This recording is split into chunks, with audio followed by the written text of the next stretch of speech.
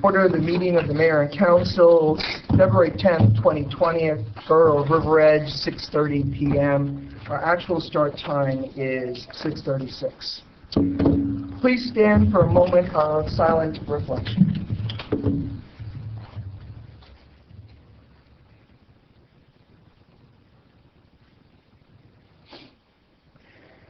Our BA would lead us in the pledge.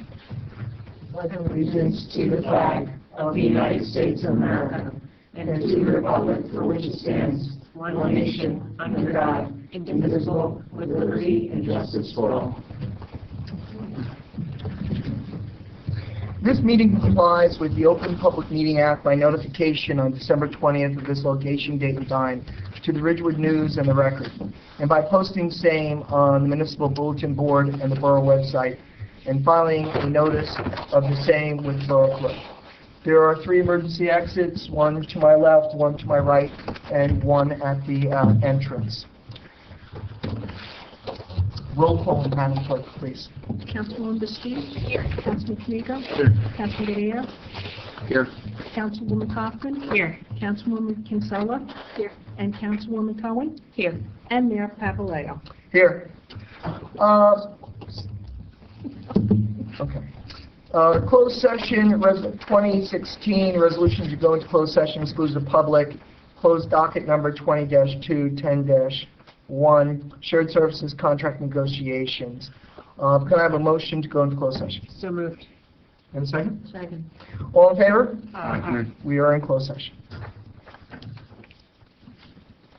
Move them up. Move them up. Move them to the front. Okay. No objection. With no objection, I now call the Environmental Commission Green Team to make a presentation on banning single-use plastic. Welcome and thank you. You can just say your names and address for the record. Bonnie Stewart, 299 Jefferson Avenue. Hook Street, 402 Windsor Road. Thank you. Ladies, you have the floor. So this isn't so much a presentation as just, we as the Green Team and the Environmental Commission, both bodies feel that a bag ban, especially now that ceramics have gone through their bag ban, it's a very doable thing here in River Edge, but we do feel like the businesses in River Edge should be brought in, and it should be discussed with them so we can do it in a positive way, so that all businesses are prepared for it, rather than just say we can't use single-use plastic anymore. But that's the way, we're moving in that direction overall anyway, so there's no reason why River Edge shouldn't be there, but we would like to, again, bring the businesses together and discuss it in a way that they can be prepared for the bag ban. Yeah, no, just to give the businesses time to prepare. Like, we're not thinking like March, we're thinking like maybe next January, to give them a good amount of time to have a good plan. In Promise, there are a lot of large businesses, and for them that was a pretty easy, turnover. Although ShopRite's still giving out plastic bags. But, for a Kohl's or a Target, that might be, but we have, a dollar store, and we have small mom and pop stores that we really, we don't want this to be a burden on them, but we do want to eliminate the single-use plastic.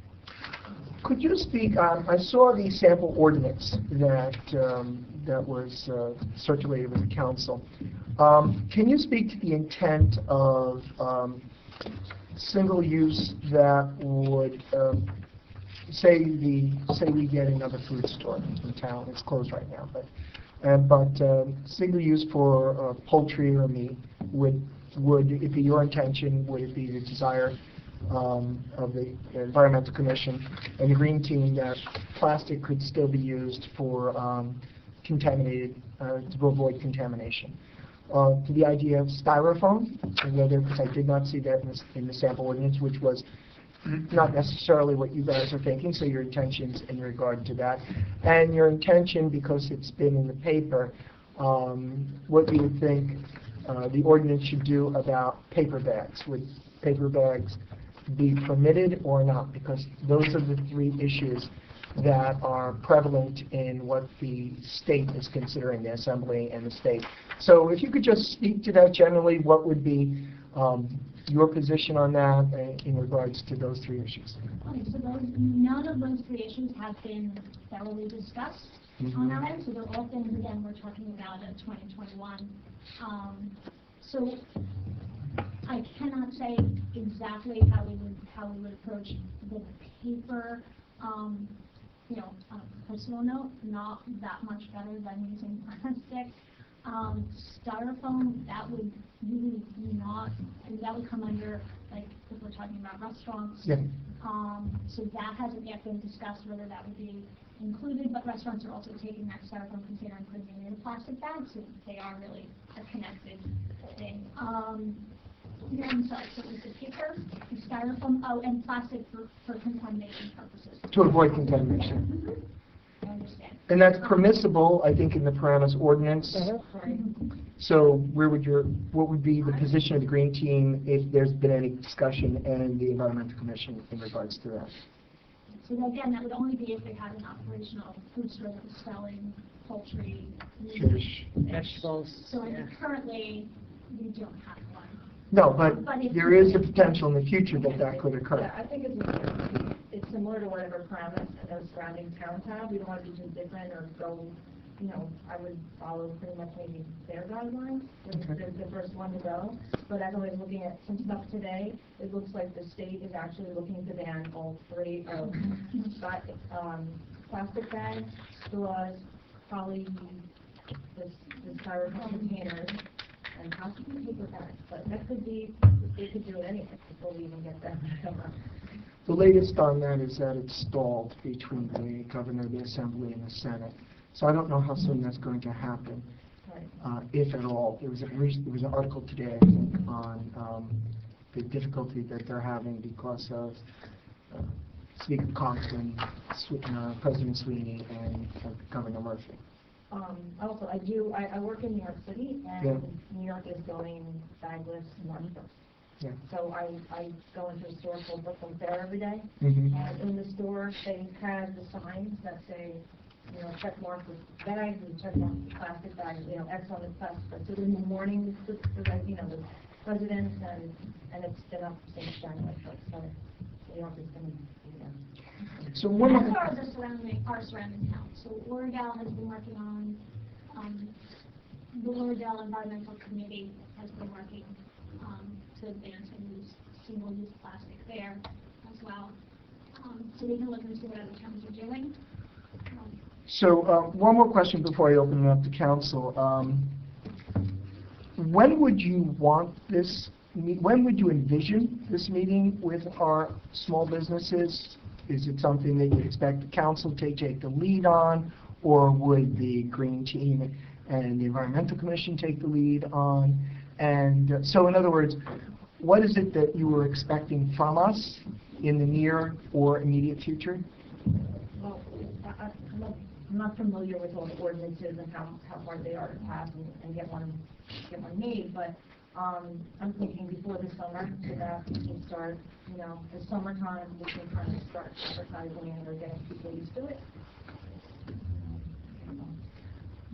And as far as whether we lead or you lead, we're perfectly willing to sit down with the businesses we discussed. So as part of our speaker series at the library, maybe put together a workshop with businesses and with some towns that have done it before, and maybe get some speakers from there and kind of, you know, again, use what they know to, you know, help our businesses feel comfortable with the move. But again, if council wants to initiate that, that would be okay. We've also discussed with the Environmental Commission liaison, Councilman Musty, you know, going to the joint Chamber of Commerce and, you know, talking to them. Okay. Thank you. Council? So maybe you want to talk a little bit about the efforts you've done just kind of organically to reduce single-use plastic in the borough and helping people change their behavior. So I know you have a big project with the Boy Scouts, and our community is embracing the elimination of single-use plastic. So first of all, there was the 700 pounds of plastic that was recycled through the Trex Challenge that could be looked at as a great thing. People are recycling their plastic, Or, oh my, there's an awful lot of plastic, and recycling it isn't tremendously better than not recycling. It's not, you know, it's better than throwing it in the trash or letting it flow into the river, but it still takes a lot of energy and it has to be downcycled. But by sending it to trash, it can be upcycled. By not using it at all, that's really the ideal.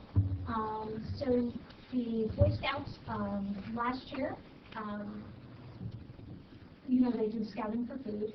It's 3,000 plastic bags that are, some of them never get used because they bring them to your house with a little note, and it's a great program, and they collect a lot of food.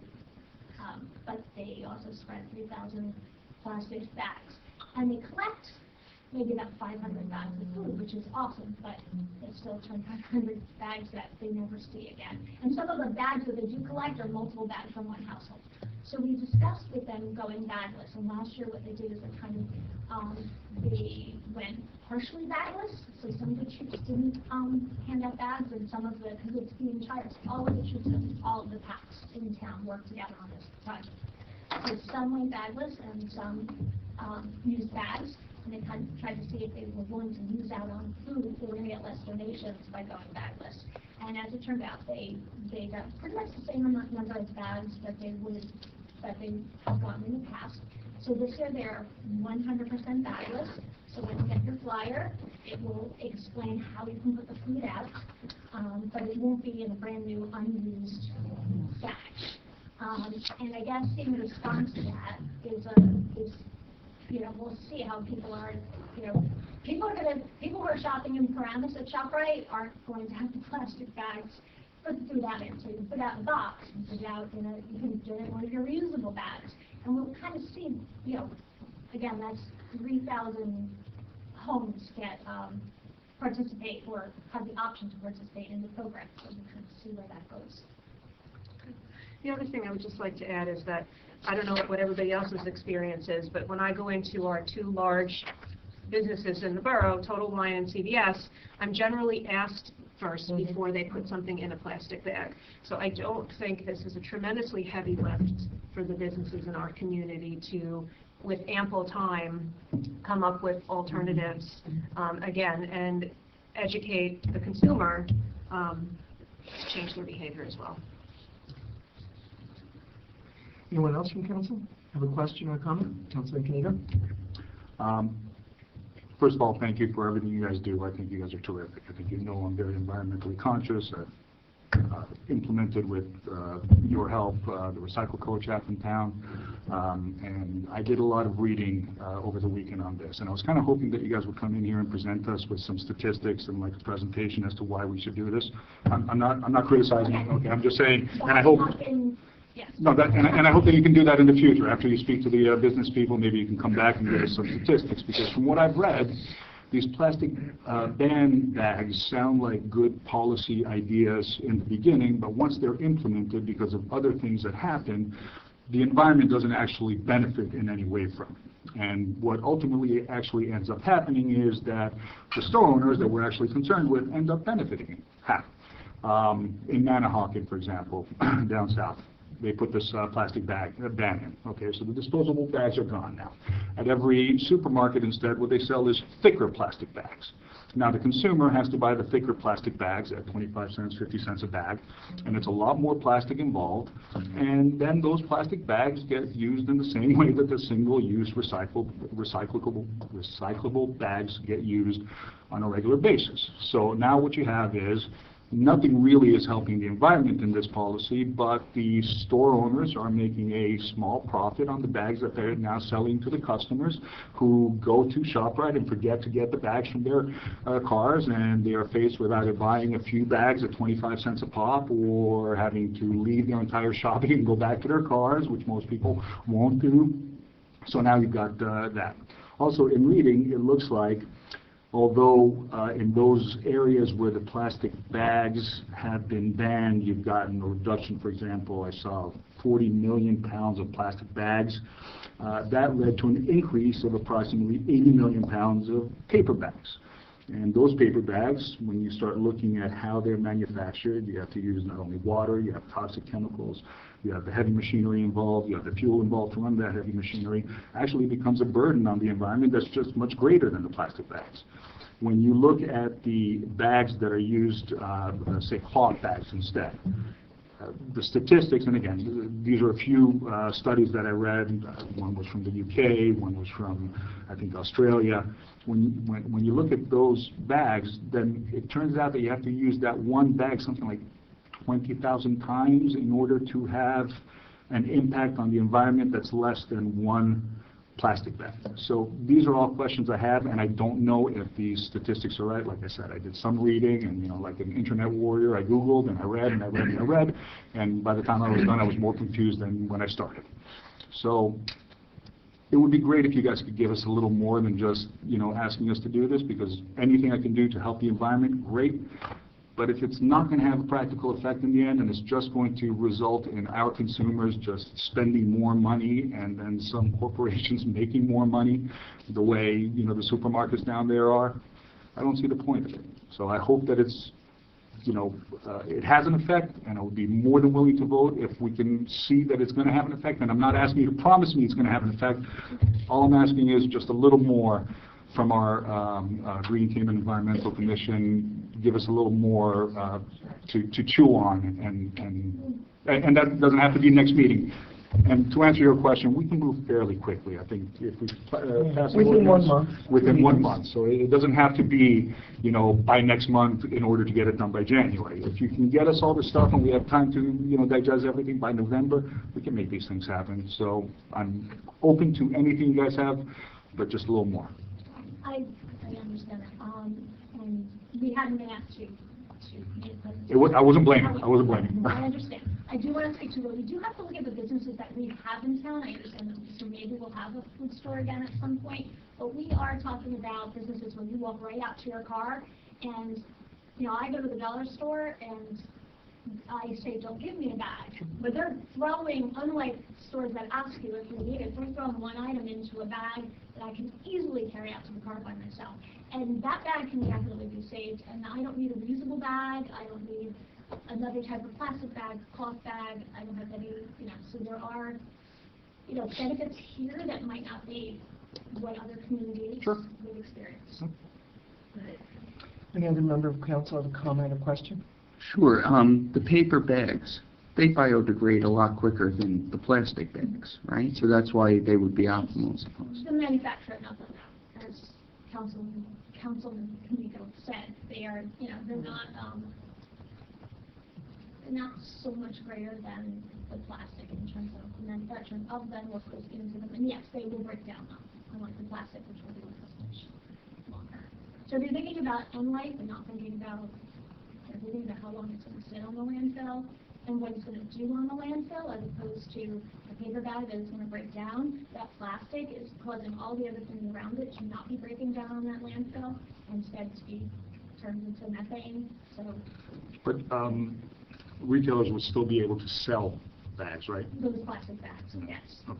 And I think the numbers are really interesting. I'm not saying they're not true, but that you have to use a bag 20,000 times. Again, I think it was 250. That's my recollection. But that's still a lot. It is a lot, Yeah. but they do last a long time. There's a lot of. the article I have here says they estimate you would have to use an organic cotton bag 20,000 times more than a plastic grocery bag to make using it better for the environment. Okay.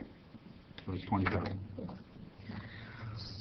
So I know that our BA circulated a variety of ordinances that are currently in practice, and I would certainly hope that we could share those also with the Environmental Commission and the Green Team, so that you can come up with the best ideas, the best practices that they would recommend. So I'd like to make a suggestion if the council and the Green Team and the Environmental Commission are agreeable. I think it'd be productive, practical, for you guys to go back and collect some data to satisfy Councilman Kamiko's questions, but also to look at the ordinances that have been written and come up with what you think the council should include in the ordinance.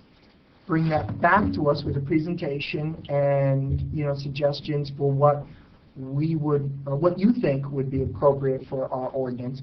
Then the council can debate that and discuss that.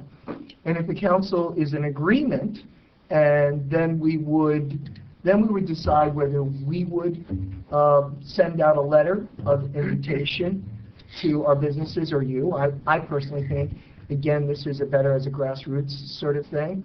And but we would want to be at these meetings, or at least available for these meetings. And then if that went well, which I think it would, then the next step would be for us to have a first reading and a second reading. So I'm looking at a timeline of 3 to 6 months. Does that seem practical and appropriate to everyone involved? So we're going to pass the ball back to you, and we'll wait for when you guys want to come before us again, dealing with whether all or some of the information that Councilman Kniegel was able to find from the internet is actually accurate, because we know the internet is filled with trolls, and maybe some of that information is troll, or maybe everything he said is 100% true, and then we have to rethink whether we even want to do the ordinance. But towards one thing is, a lot of our sea life is being affected by plastic bags, especially sea turtles. And that would not happen with paper bags. And our ocean population, there's an island of plastic out in the Pacific. And your argument about what happens in our landfills and how our landfill is being affected by the plastic and the methane. And having lived in Jersey City for 6 months, I can tell you the methane wind, when the wind blows the wrong direction, and what the people of Jersey City breathe because of the landfills is horrendous. So these are all things that we need to consider. We're a small municipality, we're just a borough, but we want to do it right, and we want to do it right the first time. Does everyone agree? And again, I'm not against it, just so you understand. Here's the article. It was from NPR. This is just a cover page because I got notes all over my, but this way you can take a look at it and then, get back to us and, We don't want you to draft the ordinance. Just No, you're not. bullet points as to what you'd like to accomplish and what you'd like to see in the ordinance. From there, if the mayor and council then decides to move forward with this, what we can then do is take those, incorporate it to a draft ordinance, and then work off the draft ordinance and make changes to the draft ordinance. So we'll go down. Yeah, so we're not, if I misspoke or I was unclear, and I appreciate it. We're not asking to write the ordinance, we're just asking you to come to us with suggestions of what you think would be meaningful for River Edge. So looking at the other ordinances, Yeah, but pulling together. read as many as you can, because a lot of them are different. You kind of call different ideas as to what you'd like included. Some charge, some have a ban on everything. Some like on takeout Chinese food, they're allowed for takeout. I've seen, so look at exemptions and so forth like that, and then just do kind of bullet points that. I sent maybe 6 out to council. I'll forward those on to you, so you can take a look at it and highlight, make some comments. We really appreciate you guys coming, and we think this is a good thing. Thank you. Thank you for coming. All right, so now we'll return to the agenda to item 6, Borough Administrator topics. Mr. Peoria. I didn't say it, Peoria. Poria. Peoria. Yes, Mayor. I have a couple items on my agenda for you for discussion purposes, and depending on your answers, will result in them being carried over into the business agenda. I sent everyone out a pretty lengthy report. I know you all wait by your computer around 3 o'clock waiting for my 6-page report that I send you every 2 weeks. But let me try to do this as quickly as possible. In 2018, the DLGS changed their requirements as it relates to purchase orders. As many of you know now, we have gone through and upgraded our PO system. We now have an electronic purchase order system, so there are no more hand POs, or very few hand POs. They all go through a system that I ultimately see, approve, and then from there, we currently, right now, send out to the vendor to get a vendor certification. saying that this is what we went ahead and the township had ordered, or the borough had ordered. Many municipalities were complaining for years and years and years about how what an encumbering process this was, and the DLGS came up with new regulations allowing municipalities to adopt a more restrictive policy that you don't have to send out every purchase order for a certification. There are some that are still required under the ordinance that I sent you, or under the local finance notice that I sent to you. And I wanted to get council's feeling on that, since one of the big things that we've been looking at is trying to make the finance department, along with every other department, a little bit more efficient. There are really three aspects that I see from this that you have a choice to do. One is you can keep the policy exactly the same way that it is. And we can continue to go ahead and send the purchase orders out for the claimant signature, wait till it comes back, and then put onto the bill list. The second is adopt the policy, what the LFN says, or what it allows you to do, and who still would be required for that signature. And the third is a hybrid, meaning if there were additional ones that you wanted to add to the list that the LFN suggests, you certainly can do that. I ran this through the borough attorney as well as the auditor. Neither had any issues with this, so they really said it's kind of up to you guys of whatever it is that you want to do. Well, I have a question. Would it be possible to kind of consolidate some of the bills? For example, we had numerous bills that we had to sign tonight to Costa for soil movement permit payments. If it was one bill where, say, 4 or 5 for, bills were combined for the same thing, couldn't we do that?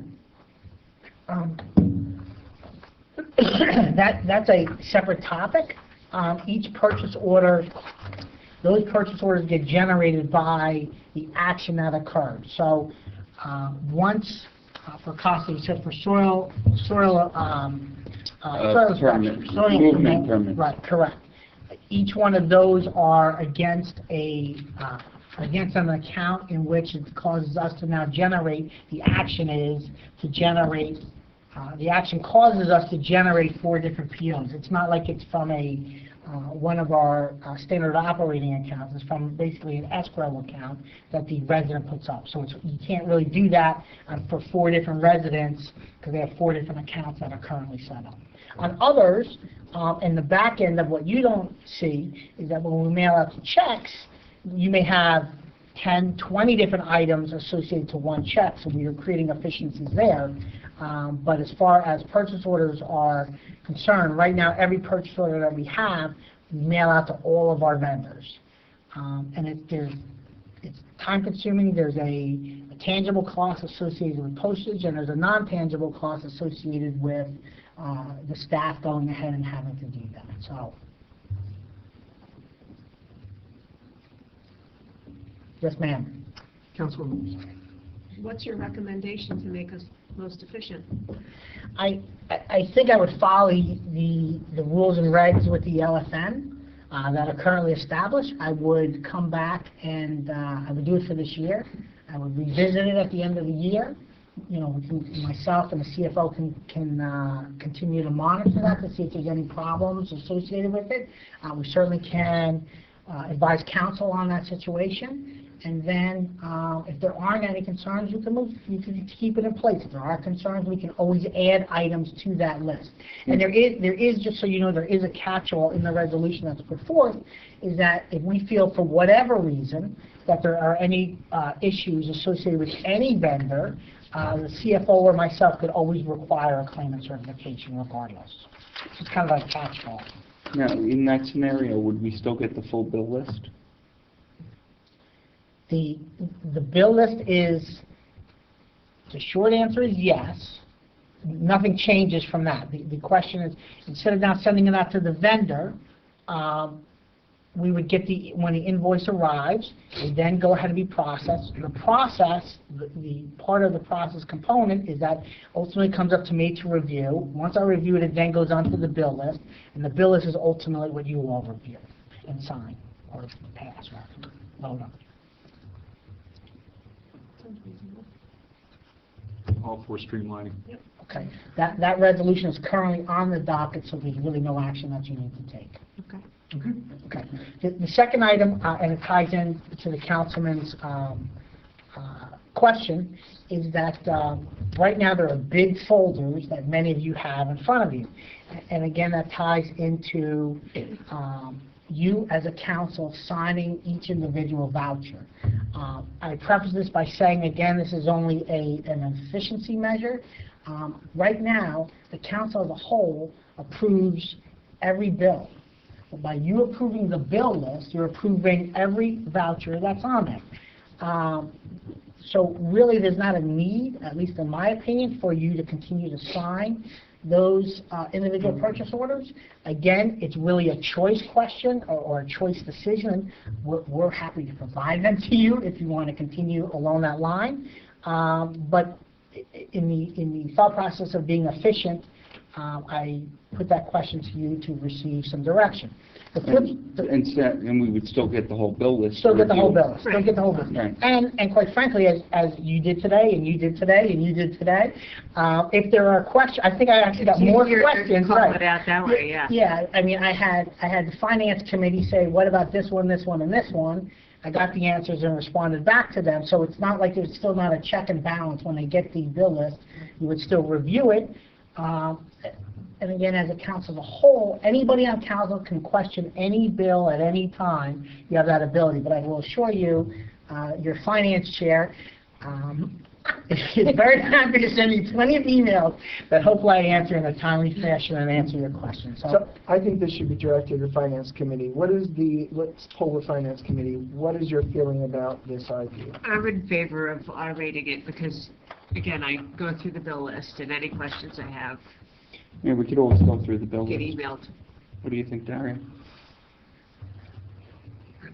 I mean, I like going through Physical. each one and just kind of taking a look at it, but I also think to myself, the 30 that I signed for $9, I don't really need to go through. So maybe a threshold, maybe, you know, anything 5,000 and up, we should actually review, or 10,000 and up, something like that. And then, you know, the smaller ones, you know, $89 for toilet paper for Borough Hall, do I really need to sign? I think $89, am I going to question 89? I mean, I think the vast majority are under 1,000 that we're Well, that's what I'm signing. saying. So like, you know, when you're looking at that, there's only a few of the bigger ones that maybe we should still, as a finance committee, continue to review and sign, and this way we can question. But the smaller ones that, you know, the What do you think of the threshold of 1,000?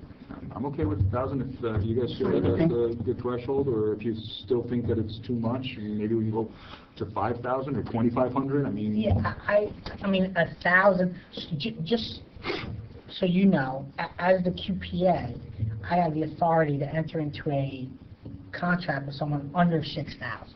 So quite frankly, I would set the $6,000 as being the limit because it kind of ties in all together. And then anything over the $6,000 if you want to see. And again, we can try it as a pilot. If you come back and you say, right, the $6,000 is still driving me crazy, I only want to see 20,000, we can do 20,000. If you want to then say, I don't feel that I'm getting enough information, I'd like to go ahead and reduce it back down to 1,000, we can pull that for you any I'm way. okay with the $6,000 suggestion. Let's start there and see how it feels. Sounds good. Is there any objection from anyone on council?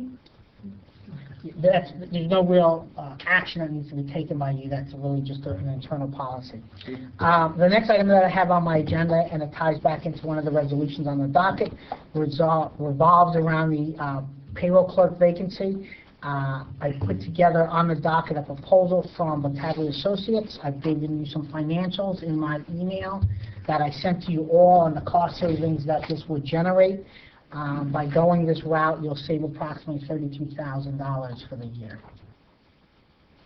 Any questions? Did everyone get a chance to see that? Yeah. Mm-hmm. Okay. Again, no action at this point in time. It's a resolution on the docket.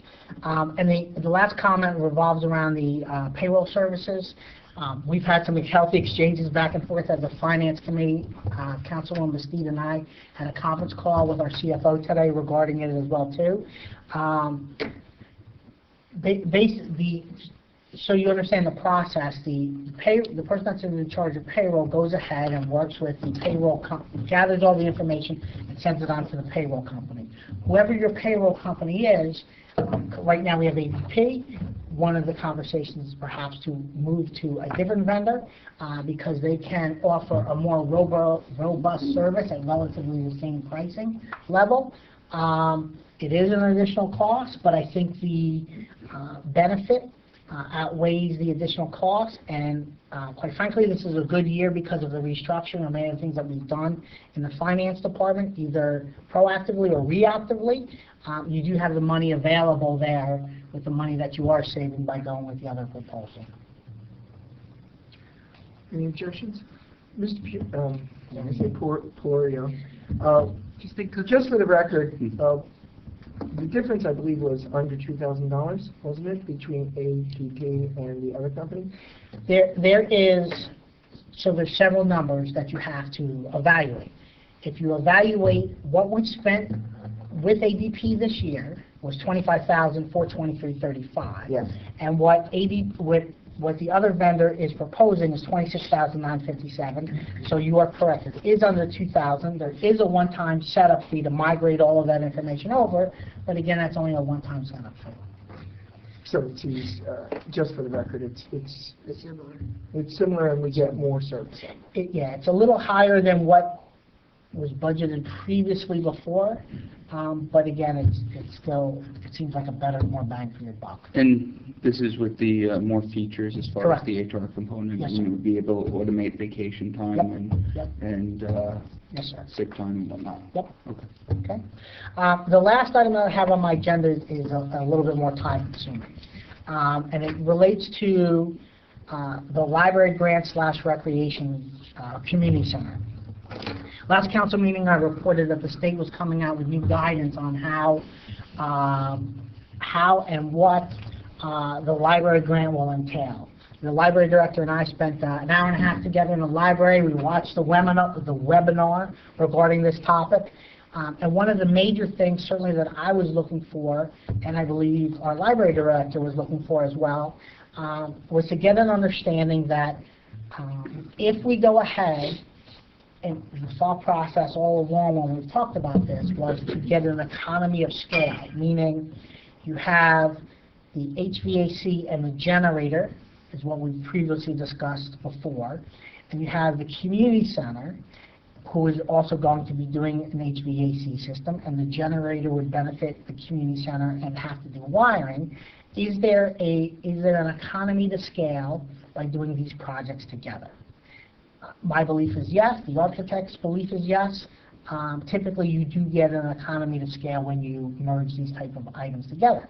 The question was, would the state allow us to put the library grant that we're applying for and this project that we're doing, and could we wrap it together as one bid document, and would they then reimburse us for whatever we did receive the grant for? And the answer to that is yes. They've come back in that webinar and said, yes, we can go ahead and do that. So that's really good news for us, okay? That's the easiest part.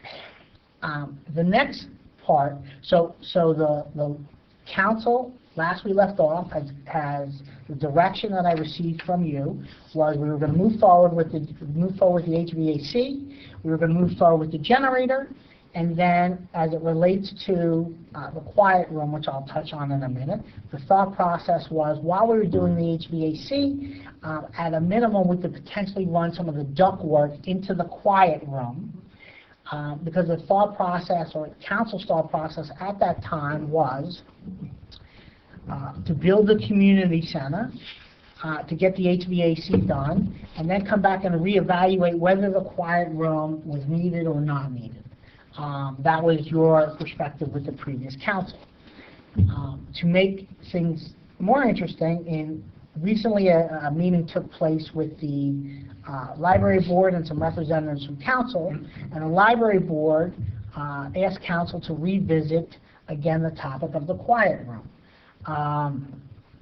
I have sent out all of the information that I have currently as of today. Again, a lot of emails have been exchanged through both the mayor and Councilwoman Cohen regarding this topic. We've been in part of the process. And some of the concerns that I have really relate from a financial perspective.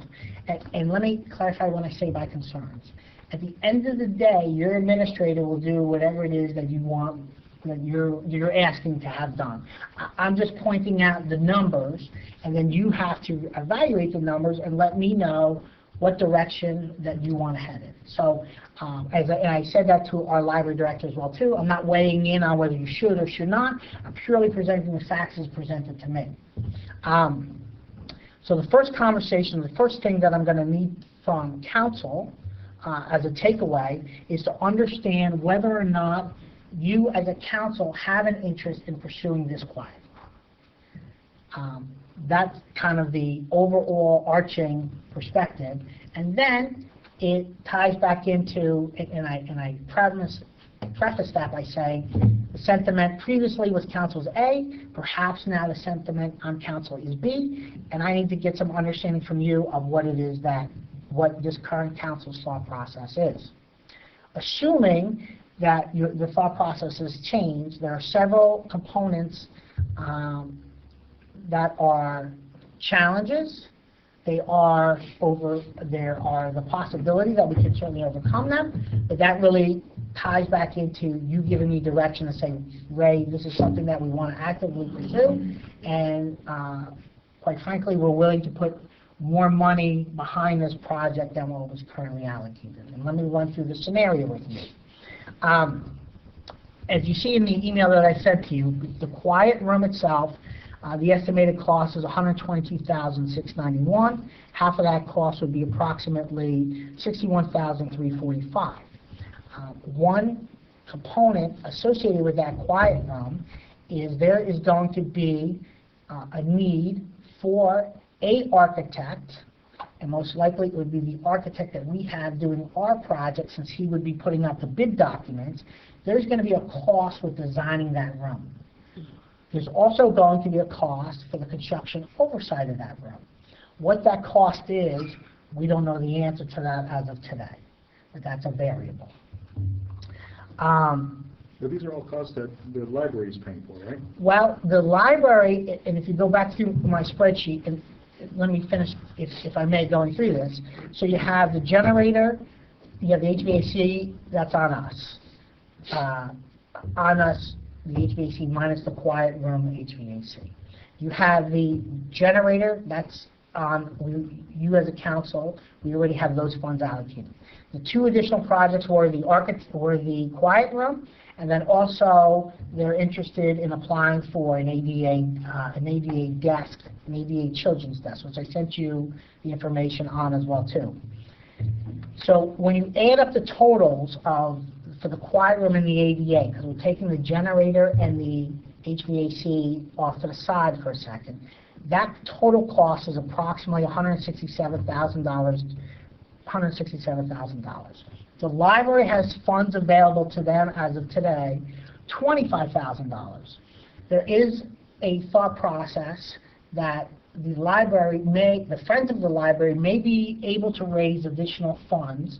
However, it is unknown as of today if they would be able to raise those funds by the time of the grant application. So, as I told the director, I'm not going to include those numbers in my estimate because, as the webinar told us, you're only allowed to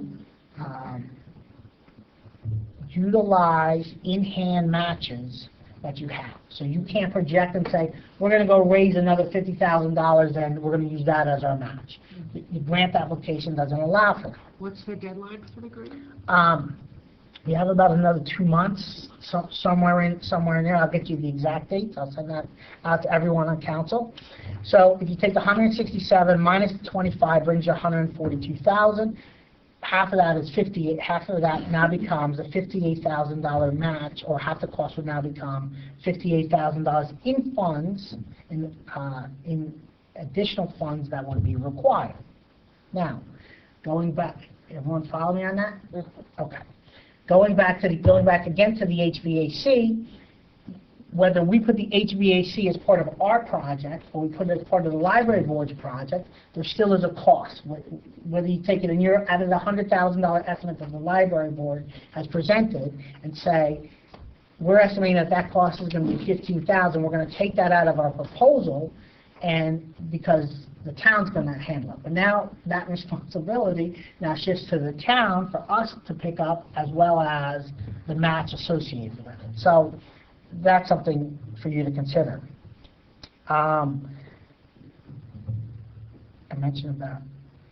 So depending upon what you ultimately tell me, I'm going to go back and have a conversation with our architect and say, give us a quote on what it would cost to design and to do the construction oversight for this quiet room. And finally, the last piece associated with that is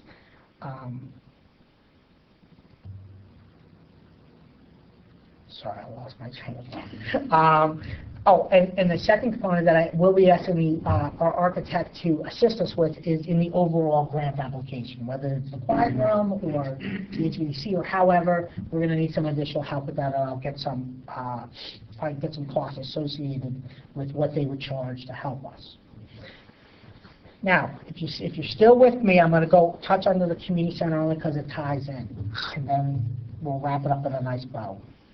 What's left on the community center is really the number one is the kitchen component, which currently right now there's a prep kitchen associated with the original conceptual.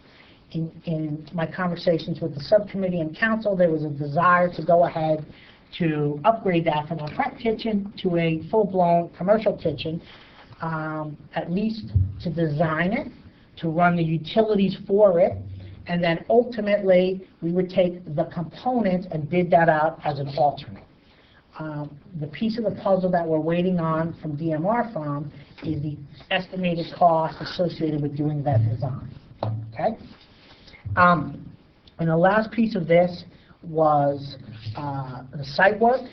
And going through this process with the community center, the engineer thought the architect was including the front entranceway and the walkway in his cost estimates, and the architect thought that the engineer was including the estimate in his estimates. So, on Wednesday, I'm meeting with the architect and the engineer to resolve that, along with to address all the other questions that I've laid out here, or to convey to him what your will is, and to gather the additional information from the architect of what they would charge for the design, what they would charge, what they think the cost estimates would be. And once I've gathered all of that information, I will update all of the finances associated with both projects and send that out to you for review. That's the overall. I know it was kind of long-winded, I apologize, but it's a very convoluted process with a lot of moving parts. So, Mr. Purio, would it be fair to say that it would be financially more efficient and more prudent for us to tie what's happening in the library with what's happening in the community center, and so the community center needs to wait until we make a decision about what's happening in the library? What do you mean by what's happening Yeah, in the library? what the grant for the library? Well, there are aspects of the community center that can continue to be worked on either way. So I don't think wait is the right word. I think that ultimately, and I'm hoping to receive some guidance from you guys of what the direction is that you want to proceed. Depending upon what you decide here, I would then convey back to the architect. But just to further expand on that point, if you told me today that we want to build this quiet room, okay, I then would need to tell the architect, and assuming you're okay with what it costs to build and what the additional funds would be, I then would need to tell the architect to incorporate that quiet room as part of the design. If we incorporate the design, and when I mean by design, I mean as part of the bid documents. I have some questions. First off, the plans for that room weren't already completed? They didn't hire an architect to draw plans for that room? There is a conceptual that is done that I included into your packet. But what I will tell you is that no architect, no engineer will take somebody else's work product and wrap it into their documents, because they're legally then responsible. They're responsible for it. Can we back up for a second? It sounds to me like we're conflating several different projects in one for the purposes of discussion, but they're going to be very separate projects, and they don't necessarily have anything to do with one another. The quiet room doesn't really have anything to do with the community center and the kitchen that we're designing, correct? The HVAC system probably. The HVAC system may have part of it if a quieter room is built. The HVAC system is going to be, let's say the quiet room's not built, we're still putting in the HVAC for the community center and the library. So I'm not talking about that portion of the project. I'm talking right now about the quiet room. But before we even get there, the ADA desk, can you give us a little more about that? Because that's separate and apart from the quiet room, right? Correct. That ties back into, so Councilman, just for clarity's sake, there are 4 components in which the library is looking to apply for the library grant, and that's kind of why it's all wrapped in together, which is the HVAC, the generator, the quiet room, and the ADA desk. That's why why it's all. But we don't have to say yes to everything. We can say yes to one thing, no to another thing, correct? That's So let's talk about the ADA desk first. Can you give us a little more about the ADA desk? So the ADA desk is as I understand, when you first walk in through the library, on the left-hand side, there's a desk that's not ADA compliant. This was something that was on your last year's capital list. I think the council at that time decided not to go ahead and fund it. The thought process was that either that should be the responsibility of the library board, or that could be something that could be applied for through that grant. However, you can fund it, you can agree that you part of the grant, you pretty much have a buffet of options. And this is approximately $20,000. Correct. And they have $25,000 that might be earmarked towards this quiet room. They have $25,000 towards the project, correct? Okay. And if they don't use it for that project, they could use it for this ADA desk, right? Correct. Okay. The quiet room itself. I was on the library board as a liaison from the council when I first started a little over 3 years ago. And at that point, they were talking about building this room. And they were saying that all they wanted us to do was approve their ability to do so, and they would fund the whole thing. Now it sounds to me like they got $25,000 and they're asking us to fund another, what, $125,000, $135,000? Is that correct?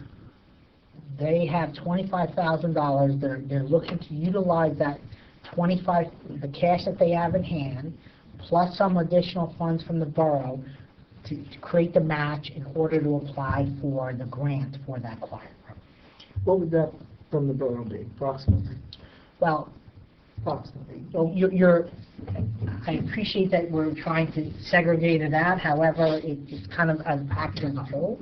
If you have, if the quiet room is the $122,000, half of that cost would be $51,000 or $61,000, excuse me. So, and that does not include any architectural drawings or construction oversight. So, I mean, they've been talking to us about this for 3 years, but they're not coming to us with any hard numbers. And 3 years ago, we told them, go ahead and do the project if that's what you want, but you guys have to fund it. Am I misremembering it? That's exactly what we said to them. And they said, we don't need any funds from you. We're going to pay for it. We just need approval to do this project. I guess now they're looking to,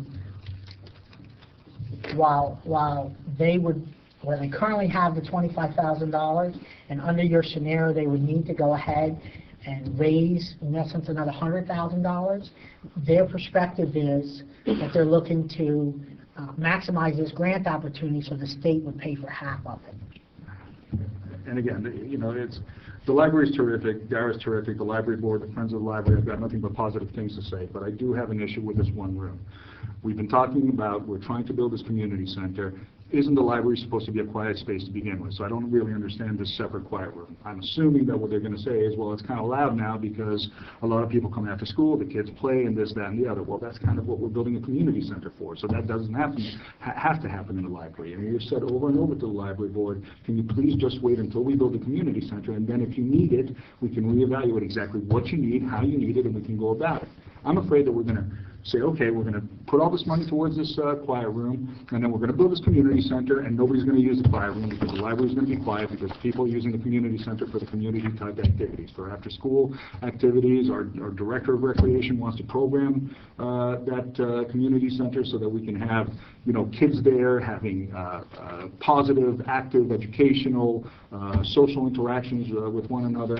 And that's not really the purpose of the library, so to speak. The library has terrific programs, and we are more than happy to have this library, this director here. I think they've done some fantastic things, but this fixation on this one quiet room while we're building this community center, which already is going to be something of a beast, to then put all this extra money into a room that may or may not be necessary down the line. I'm not saying it's not necessary. I'm just saying we don't know for a fact that it is going to be necessary at this time. So let me just add a little context to this, because Lisa and I were at the library when they were discussing this, Councilman Monsanto. The grant requires the library to sign off on it, so they had to initiate this activity for the grant. They put our priority of the generator and the HVAC as priority 1 and 2. And the way the grant will be evaluated, according to what the library said, but Mr.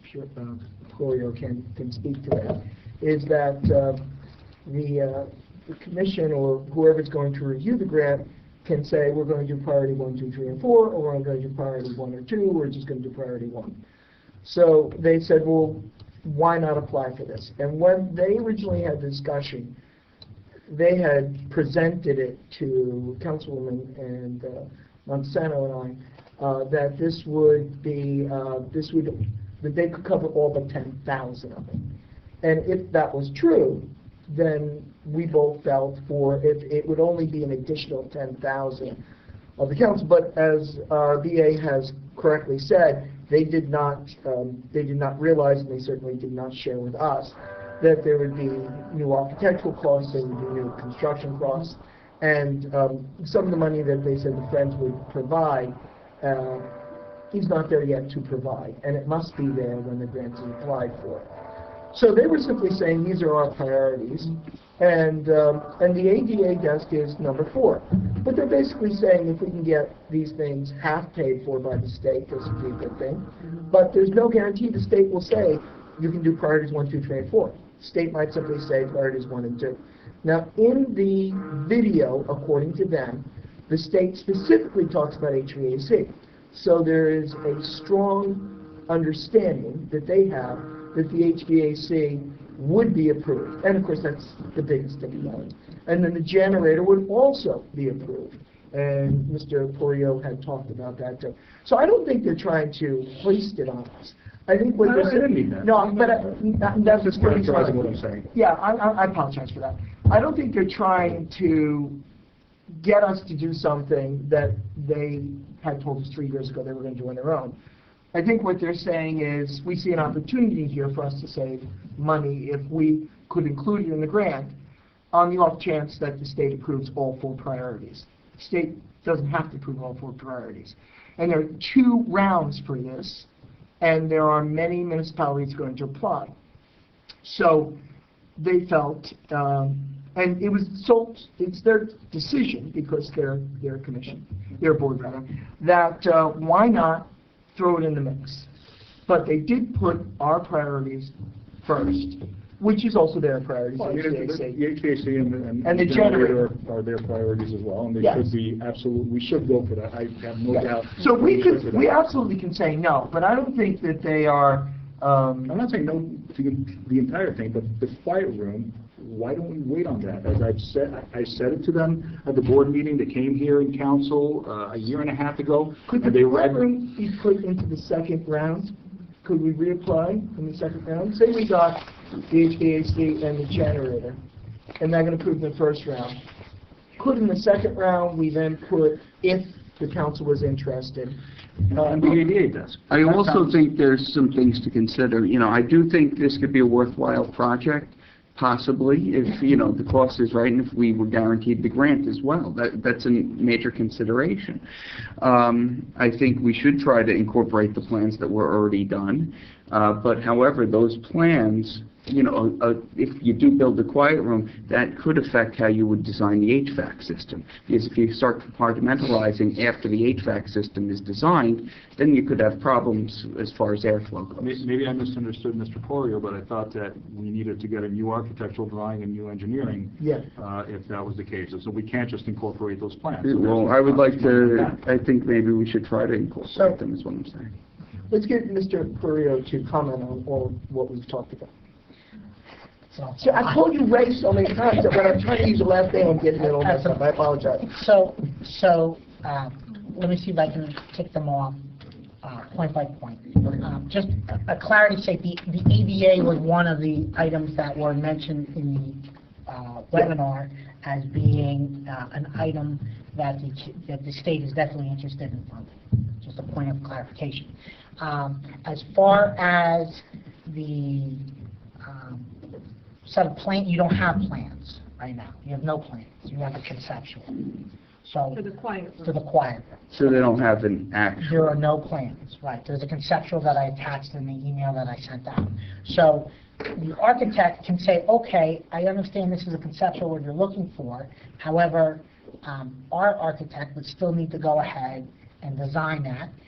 Or conversely, even if our architect was willing, and I'm pretty sure he wouldn't be, and that's not a slant on our architect, just from past practice, to accept if plans are all fully done, to accept it into our bid documents. However, there is no set of plans from the library's architect that you could even move over into our set of plans. It's only a conceptual. Here's the box, this is where the chairs are going to be, this is where the walls are going to be. So either way, you're going to need a set of plans and construction oversight from one of the two architects. So there's a cost associated with it. The question arose, could we hit this up on the second round? Yes, you could, I believe so. Yeah. I don't want to misspeak, but I believe so. However, you're still faced with the same trials and tribulation that you're still looking for the match is part of your issue. You currently, right now, you don't have enough funding in order to cover the match that is associated with doing the quiet. When is the second round? Will they have enough funds then? I mean, They haven't, Councilwoman, they haven't said. Or at least it wasn't in that webinar that I saw. They only briefly mentioned that there would be a second round at some time. They really didn't get into the details associated with it. Like you said, who knows if there will be, you know, down the I mean, line. I may be wrong, but I think that 3 years ago they were talking that they had $25,000 in the kitty for this project. So if 3 years ago they had 25, they have 25 today, I don't see them coming up with another 25 in 2 months. So we would need a decision from the council, correct? You would need a decision, preferably today, of where your heads are at, or at least have an understanding where your heads are at. So let's And take then- it piece by piece then. Well, I would say this too. We got this information a couple hours ago. And it's a little bit too much information to make a decision on hundreds of thousands of dollars in, you know, when we just found this out. I mean, most people were still at work when the email came through with all this information. I think we need to sit back and maybe talk about it next meeting and gather some information and get some clarity on a few of these issues. And also, Ray, I think we need to have them clarify what Gary is bringing to the table. I wasn't in the council 3 years ago, but that wasn't part of the conversation we had. So they should, Which part? which they came to the council, they said they didn't have the money to the quiet room. So if that was then, it should be true now. And it wasn't just 3 years ago, it was afterwards, because I believe Councilwoman Kaufman was already on when they came in, if I'm not mistaken, when they gave that presentation. Okay.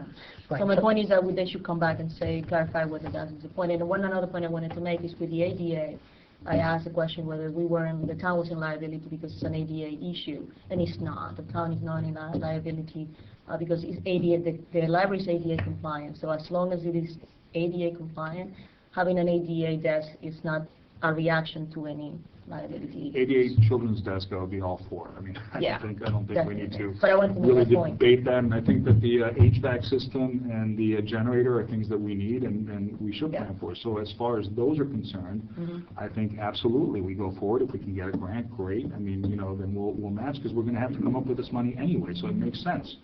The quiet room, I would say, wait until we build this community center, see what their needs are, and then come back to us. And then, yes, you know, if there is a need at that point, then we can help fund it and see what happens then.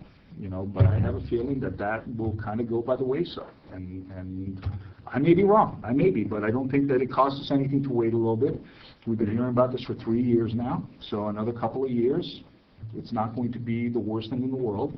There's not an absolute pressing need that I can see. I mean, can anybody enlighten me as to such a need? Have you heard? I mean, what's the emergent need for it? Maybe what we should do is also invite maybe the library board to talk about it. Sure.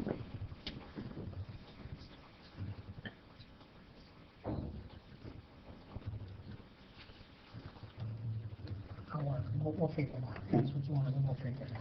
Well, the grant's due in 2 months, so we asked the library board to come by and talk to us about it next. But I think there's the other pressing issue of settling the engineering costs I just want to go and get with DMR and whether or not we're going to include this the chicken and the egg, so. in the final, right? In the final engineering costs for the community center, right? There's that piece of it by delaying.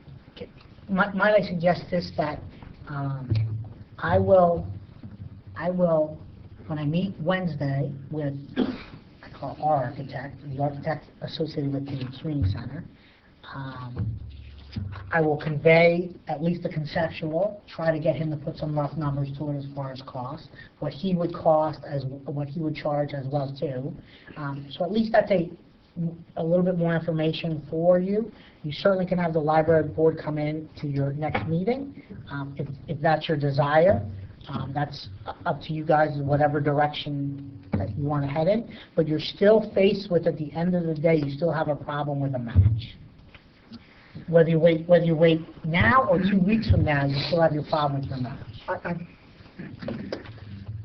I was just speaking to Ray, I can try to say your last name anymore, that we do need to get the architect moving, because the longer we take. Right. So my heart goes out to the library board. I think I would recommend to the council that we move ahead with just the HVAC and the generator, and when the second round comes around, especially if the second round doesn't occur until next fiscal year, we would want to do something then. But right now, given our budgetary constraints and given the calendar, and with the hope that we could begin the community center, the HVAC, and the generator this summer, I think we're just tied, and we have to make a decision. I concur. So we have a motion. Do we have a second? I don't think this requires a formal vote. All in favor? Aye. Any opposed? And this is just to basically, So we're basically going to tell the library that we're going to put off the quiet room and the ADA until the second round, and then if we can put it in the next financial year, because it took forever for them to get this grant out in the first place, then we'd put it in the second round. If not, we'd look to try to help them maybe in the future if we can afford it, but we absolutely have to move forward with the architect. Does that sound? okay. All right. Now, here's my second question. We had some issues just with the community center when we were going to go with the architect for that. One question was the kitchen. Are we all in agreement that we're going to put in a kitchen?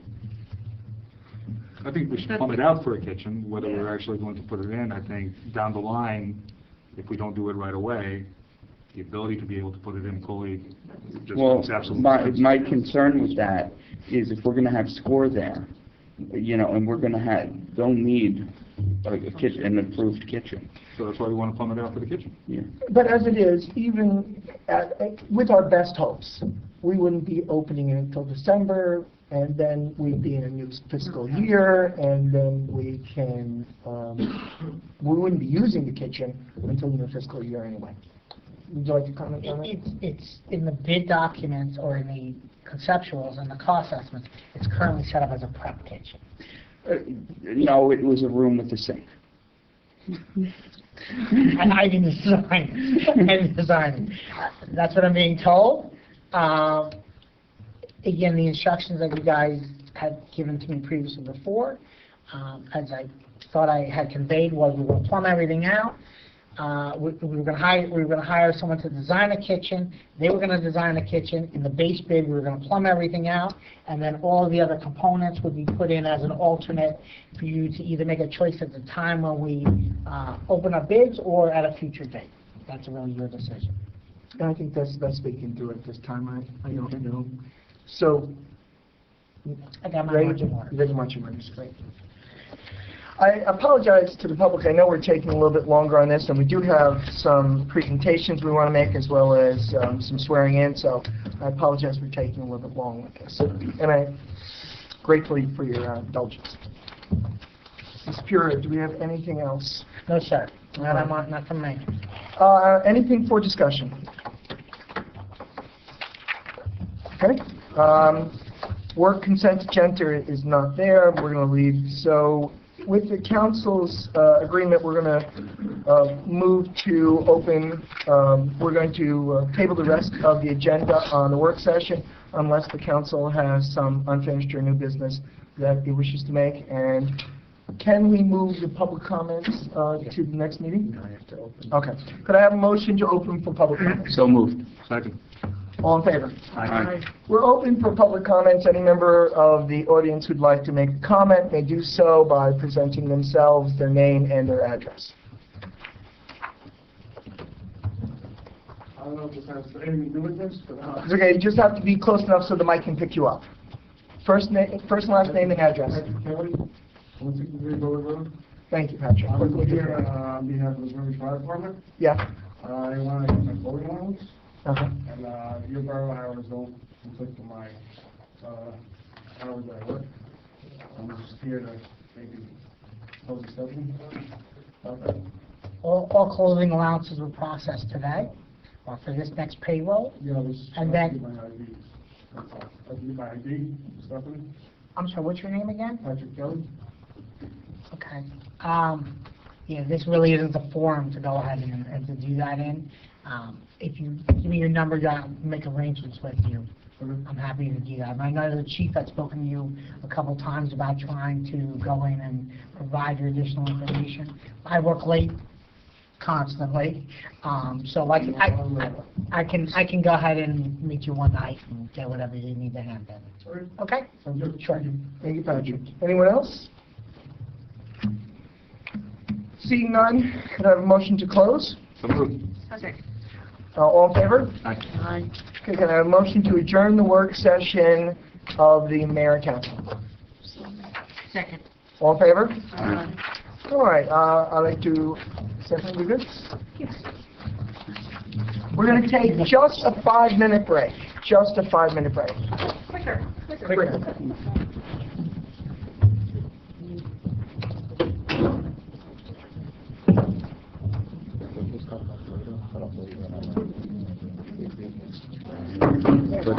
I call to order the meeting of the Mayor and Council, regular meeting of the Borough of River Edge, February 10th, 2020.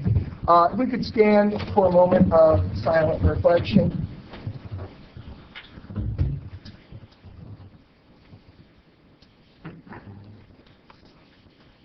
If I could call on Councilwoman Kinsella to lead us in the Pledge of Allegiance. Allegiance To the flag of the United States of America and to the republic for which it stands, one nation, under God, indivisible, with liberty and justice for all. This meeting complies with the Open Public Meeting Act by notification on December 20th, this location, date, and time to the Ridgewood News and the Record, and by posting of the same on the municipal bulletin board and the borough website, and filing a notice of the same with the municipal clerk. Madam Clerk, roll call, please.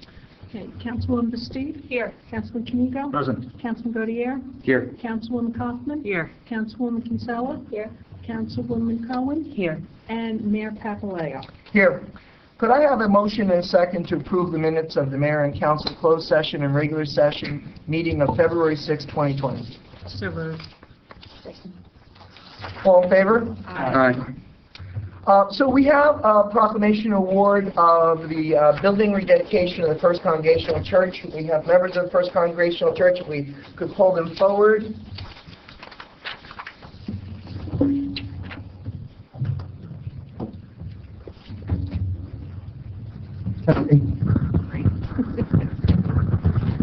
Let me just move this over a little bit.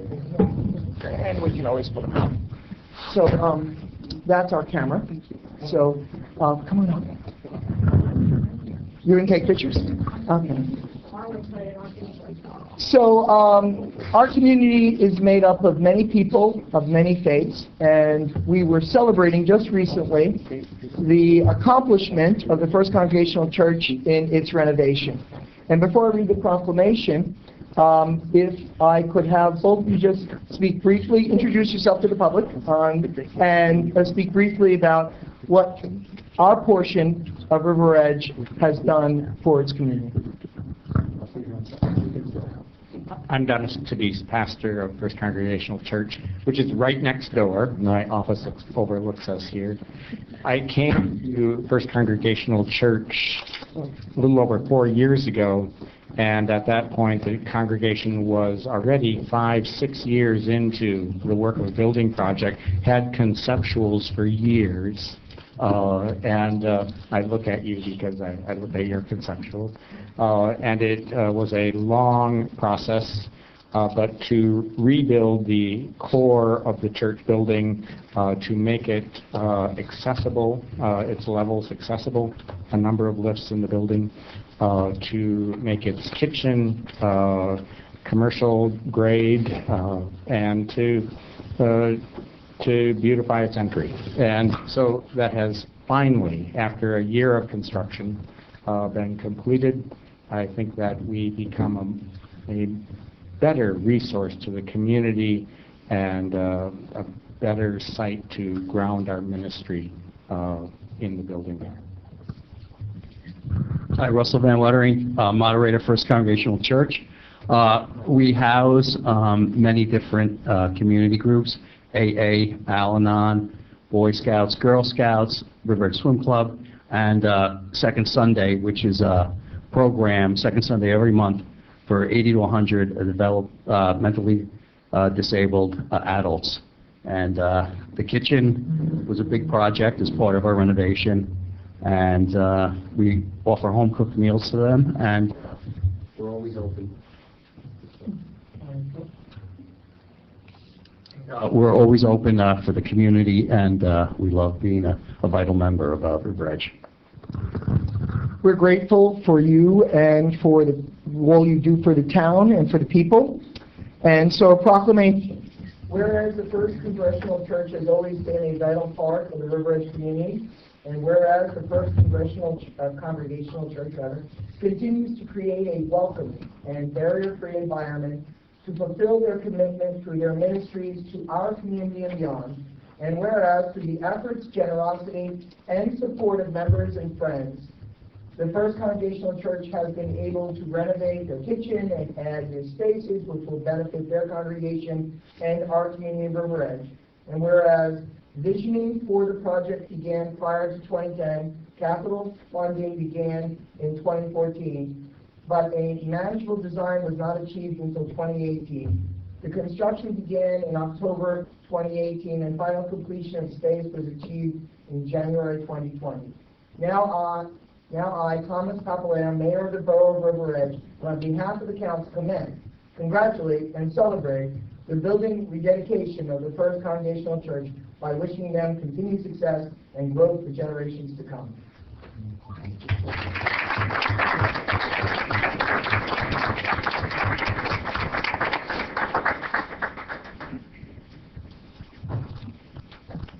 So now we have some certificates to the rec commissioners, Chris Lau, Chris Hill, Bob Smith, and Pete Smith. We have three of them, I believe, here with us tonight. If they could come forward.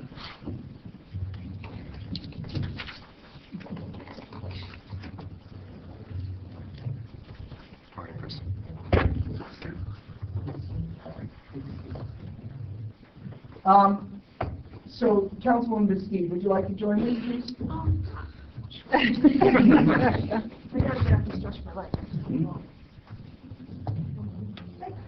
So, Councilwoman Bisky is our rec liaison and has worked so closely with the rec department. I'd like to give an opportunity to say a few words before we make the presentations, and I'd ask you to help me make the presentation.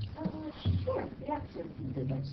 So I have to thank Commissioner Tian for reminding us that we were remiss in recognizing these long-term rec commissioners. I know Bob Smith left us about a year ago, Chris Hill about 6 months to a year ago, and Pete Smith has just left us after a long tenure the three of them had with the borough. So we want to thank them for all of their hard work, their enthusiasm, their good humor along the way. We take a lot of good humor.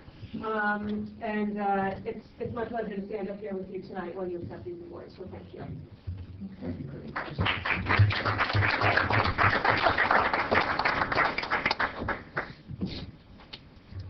I don't know if the battery or what's happening, Stephanie, but it's kind of puttering out. Yeah, so we'll have to get to work on that. So I'm going to present to all three of you at once, and in absentia, Chris Lau. Okay. Sure. I just want to recognize Chris Lau, who couldn't be with us tonight, who was a former councilman many years ago, and was really a valued member of the commission for many years. He's since relocated with he and his wife to be closer with his son. So in absentia, we just want to recognize Chris. Okay, so for Chris Lau, Chris Ilg, Peter Smith, and Bob Smith have been awarded certificates of appreciation for their many years of dedicated service as recreation commissioners for the Borough of River Edge for Chris Lau, 1992 to 2001 and 2012 to 2019. For Chris Ilg from 2008 to 2018. For Peter Smith from 2012 to 2019. And for Bob Smith from 2012 to 2017. Gentlemen, we really appreciate your service. We cannot do what we do here at River Edge without your service. We be kind of grateful. Thank you so very much.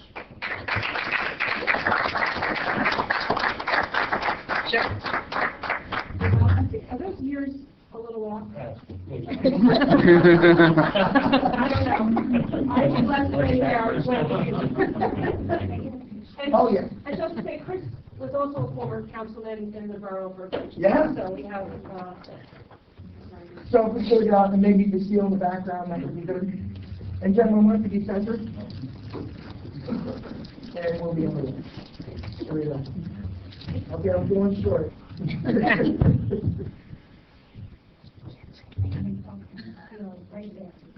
Thank you. Thank you.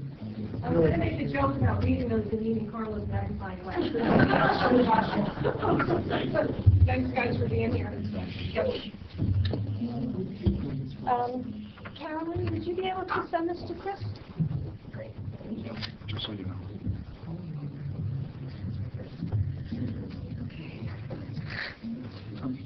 So you know, I don't know those.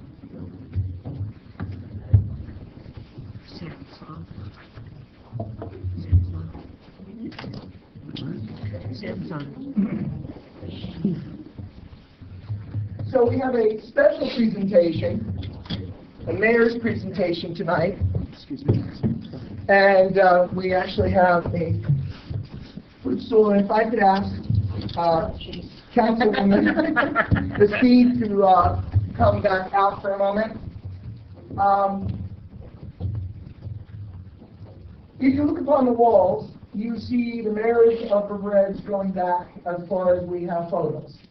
And when the mayor's term ends, we place their photo upon the wall.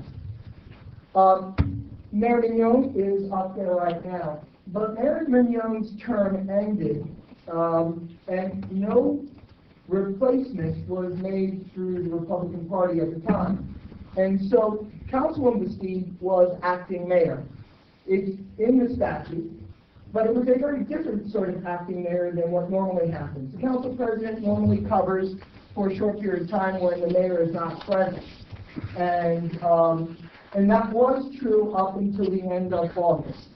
From that point on, there was no mayor of River Edge, and Councilwoman Bastide was the acting mayor, and she served with great honor and distinction.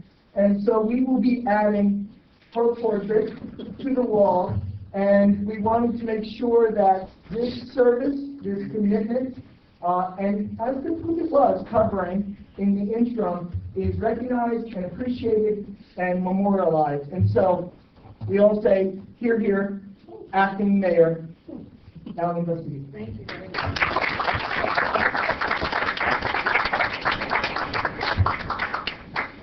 I have the very odd pleasure of looking at myself. Yeah, that's right. That's really very nice. Thank you very much. Thanks a lot, everybody. Appreciate that. What's that? We'll work on that too. Sorry, I'm making a chair. Wasn't me. It was not me. Troublemaker next to me. I can get over there and Okay, ask you a note. we move to item number 7, public comment on any item on the agenda. Can I have a motion and a second to open up for public comments on any item on the agenda? So moved. Second. All in favor? Aye. Is there anyone who'd like to make a comment about the agenda? Seeing none, could I have a motion and second to close to the public? Second. All in favor? So we have a distinct honor. We have Samuel Song as a police reserve officer. We're going to give him the oath of office. He's here present with us tonight. If Samuel can come forward with other auxiliary officers, reserve officers.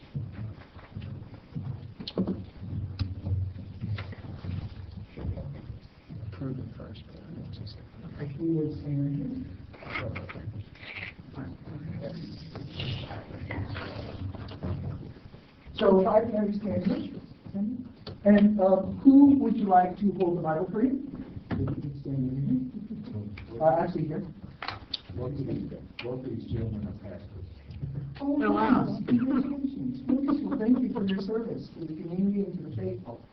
And would either of you like to speak about the reserve service briefly for the public? Maybe a little, I don't know how long it will last. And basically, the police reserves in River Edge are used in conjunction with the regular police department. We get called out on duties with them. We go out on patrols with them. We go out on patrols by ourselves. You will see us all around town. 4th of July, River Edge runs, St. Peter's Carnival, Mischief Night, Halloween, Christmas tree lighting. We're all over having a good time and enjoying it, and we're exhausted by the time it's over. But I want to point out that you have a certain chevron on your sleeve. If you talk to the community about how much service you have been offering to the town of River Right Edge. now, the chevrons on my street, well, the red ones, so you know they're not a military veteran. Okay, all the blue ones are for 5 years of service. Right now, I'm 28 years of service. Congratulations, thank you. As Patrick was sharing, I'm captain of the reserves right now. We used to have so many more members, and we probably have about 6 active duty now. Okay?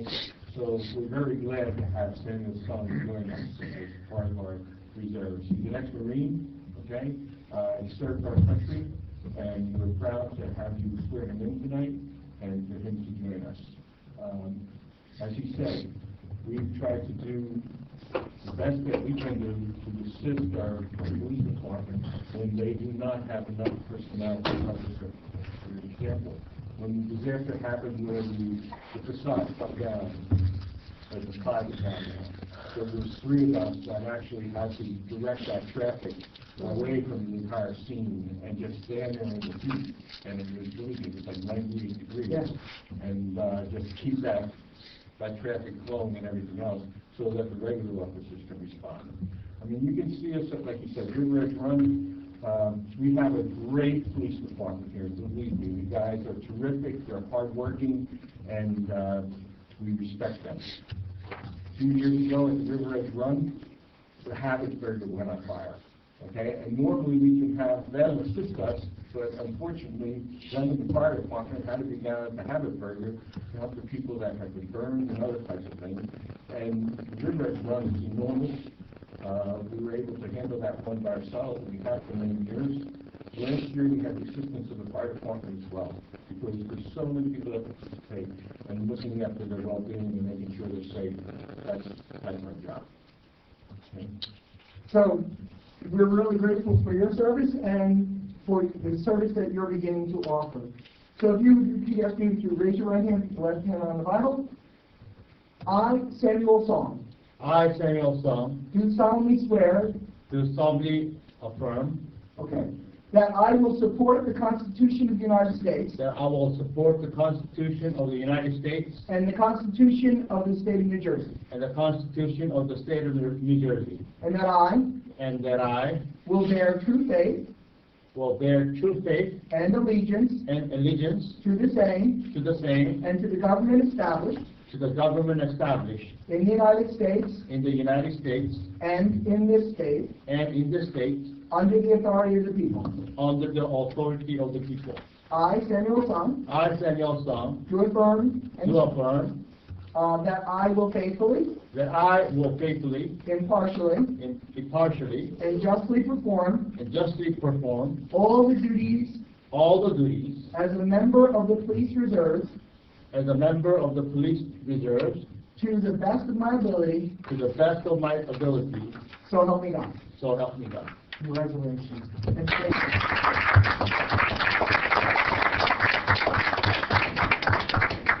you. If you can just over here, and if you just sign.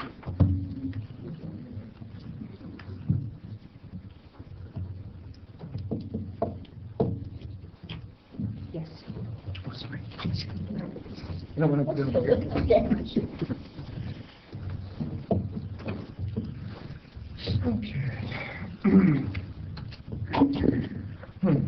Should I have asked for the approval of appointment of Samuel Song before? You were on a roll, so I just...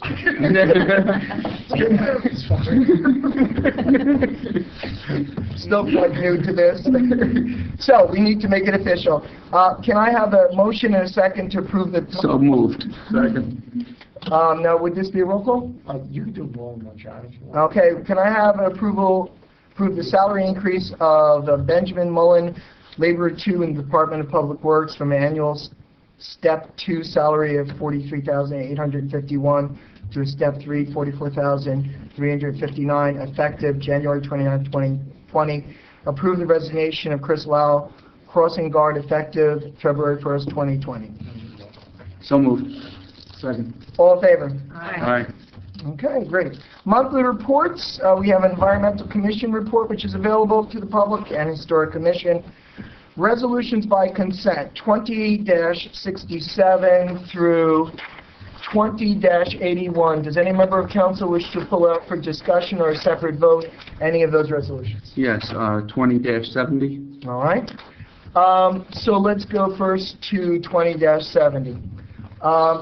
So let's, for it to be as part of discussion, we have to move and second it. So can I have a motion to move and second? So moved. Second. Okay, so now we're in discussion or questions. Well, this is to award the renewal of this interlocal agreement between the Borough of River Edge and Northwest Bergen Central Dispatch. Did we get any other prices on these services? Because I think we should probably price it out, and I think we could get a better price. I believe this is set up as a shared service or a local. We can go ahead and take a look at it. Or you have other entities that you are interested in us approaching? Yes. Okay. I know Bergen County provides this service, and we may be able to get we may at least price it out. If we can't do better, then we go with this agency. As long as it's apples to apples, why not try to save a few bucks? Does the police, this is asserted by the police department, correct? This is their relationship? It's both, the fire department and the police department. I spoke to the chief of police with our BA earlier this evening. This has been a recurring cost. It is the cost that is required for us to receive 911. I understand that, but I would want That's just for the public. Okay, I would want to understand from Chief Curity and Chief Sanders, are they weighing in on this renewal? Like, is this their intent? Is this their wish to renew with this agency? And I would think that they would have a reason why. It is Chief Curity's intent to renew. I don't know about Chief Sanders. Maybe you want to speak to that all? Again, this is a contract that has been in place for quite some time now. I believe the previous chiefs, plural, have weighed in and said they were quite happy with the service. However, the councilman would like us to get another quote that, or investigate by getting another quote that someone certainly can go ahead and take. Does the rest of the council feel about, oh, before that, Mr. Purio, did I say it right that time? Yeah, like the cookie. Like the cookie. Yeah. Would our delaying this to the next council meeting in any way have a negative effect on the contract? I don't believe so. And I know you and I spoke a little bit about this today. I didn't really think that this was going to be an issue. In the future, these kind of things, if you guys can let me know about them beforehand, then I can do a little bit more research. So I'm kind of put on the spot. Yeah. I don't believe so, but I can't tell you definitively. They can't stop providing you with 911 service. I don't know when the contract ends, and we go on a month-to-month at that point in time. So then it would give them the ability to also negotiate upwards. I don't know when I don't have the resolution from you when it actually expires. It's maybe something you want to talk to the chief. Is this something maybe we can put off till next year, checking this out, or do you feel strongly that this has to be I done? think if we could get a better price, I think we should definitely explore that. It's also, I mean, I don't know where your opt-out clause in. It could be a 30-day opt-out notice. I haven't seen the contract. A lot of them have a 30-day that you can terminate it within 30 days. I'm not saying this one does, but I'm familiar with opting out of 911. Actually did it, so we were able to not, you can opt out if it has that. You can then explore it at a later date. Not saying you have that, and I haven't seen the contract, but most do. Well, this is a council decision. Do you wish to support Councilman Gaudier's motion to table this for another month with the possibility of jeopardizing the contract, which may or may not exist? Can we take a 5-minute break? We can. Could I have a motion to suspend for 5 minutes? So moved. Second. All in favor? Aye. Okay. We are in suspension for 5 minutes. A second to resume our meeting, the regular meeting of the mayor and council. So moved. And all in favor? Aye. Councilman Kaniga. Okay, yeah, I spoke to the chief. He mentioned that if we were to switch over, it might also entail costs with equipment and switching equipment. He's got no problem with us tabling it for 2 weeks in order to Get more research information. everything and get some more information. But he told me that he's satisfied with what's going on, and also cautioned us that he would be against possibly moving the entire dispatch, but I assured him I assured him the conversation was only about the 911 calls. And that's what we're looking at. So we can table it for 2 weeks to explore if that's the council's wish. So I was speaking to our attorney, Mr. Sarlo. There is also a third option, which I did not know until we just had this conversation, of training our dispatchers to handle 911 directly. So we have two options before us if we're going to wait. So first we have to decide whether we're going to wait. And then if we are going to wait, are we waiting simply to price out the Bergen County option? And should we also perhaps ask the chief whether he wants to consider training our own people so that they can do the 911? That would be a process, so that would, you would have to. That would be- Contract in the next year. And then, yeah, that would take a while. Yeah. So maybe what we could do is mention, Chief, that might be something that you consider next year. You have a conversation with them if it's feasible, and he's on board with it. But that's something we can't do. It's a process to. So, Bad process. It's a process to switch over. okay. So Councilman Gaudier, we would need a motion from you to table 2070. So moved. And could we have a second? If there is a second, it would then be considered.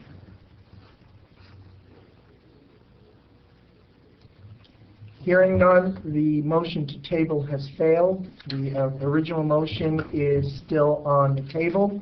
So returning to the original motion, do we have a motion to move 2070 for approval?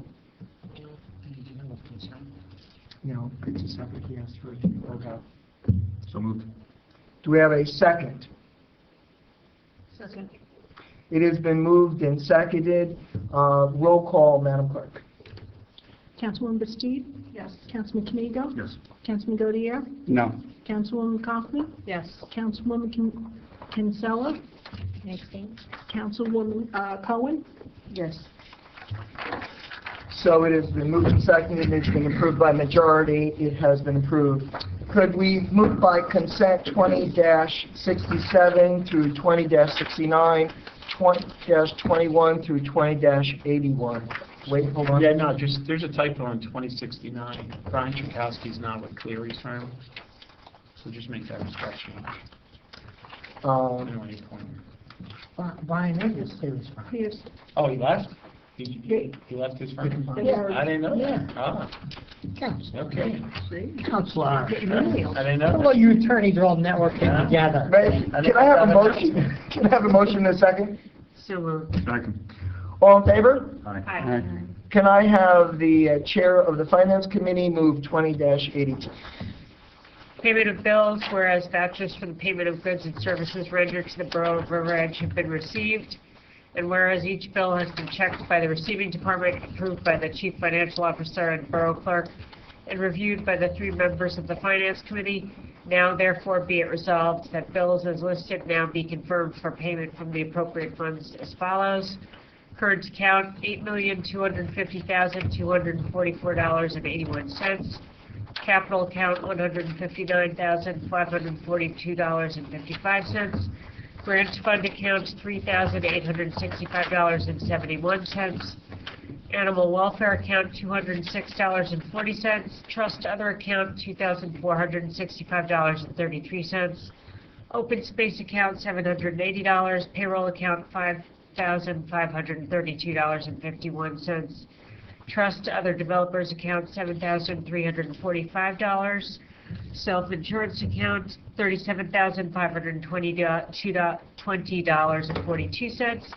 Recreation account, $2,362. Be it further resolved that claims read and approved by the governing body at a council meeting will be dated the next day after the reading of those claims and will appear on the following bill list at the next public meeting of the mayor and council, at which time claims will be paid. So moved. Second. All in favor? Aye. Okay, can I have a motion to open the public on any issue that the public wishes to raise? So moved. Second. All in favor? Aye. If you could just move the podium to the center when you come up, that'd be great. We need for you to say your name, full name and address, and then you can speak to your concern. Okay. Hi, my name is Edward Nunes, and I'm here to help and support my father, Eduardo Nunes. He lives in 127 Borges Avenue in River Edge. Welcome. Thank you for coming. I don't know why we need to come to this point, but he needs help regarding tuitions in his home. The one issue is that the neighbor does not clean his leaves. Is there a rule or a law that each neighbor needs to clean the leaves? Why he doesn't clean his leaves and my father every week has to clean his leaves because they blow, all on his side. I've met with Mr. Nunez multiple times, along with our code official officer, along with our public works director on the next topic that's going to go ahead and be broached. The resident in his yard, his next door neighbor in his yard, chooses not to rake his leaves. And in his front yard, does not rake his leaves as regularly as Mr. Nunez does. Now, for the record, Mr. Nunez's yard is immaculate. I think if there's a leaf that goes on the front lawn, it's out of there in like 6 seconds. It's gone, right? So there's no question about that. But there is not a policy associated with a resident or requiring a resident to rake their leaves. So Mr. Nunez's concern is twofold.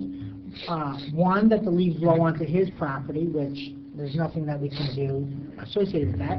And the second issue is he felt that in the backyard that they blow up into the corner, and he felt that it was a public health concern. In speaking to our code official, he categorically says it's not a public health issue associated with that. So there's nothing from the borough's perspective that we can do about the neighbor not decide to mulch or bag his leaves. Excuse me. May I speak? Yes, please do. Mr. Rodriguez, I spoke with him the first time. I want to make a brief because I spoke with him and he told me, I said, no, I don't want to take care of the leaves because that's very easy answer. I don't know the reason. The reason they have every time, every day, especially in the fall and the spring, I have too many leaves all over, all the house mess. And I have a problem with the Arturo de la Rosa is the inspector. He came in every time I home. I complain, say, look at it, my neighbor doesn't care enough. He doesn't care the trees. He has too many trees. Too many what? Trees. Trees. And they fell too many leaves around. So, and only that. And the side of the driveway, on the left side, and he has too many trees and pine trees. Mm-hmm. So all the branches in my side.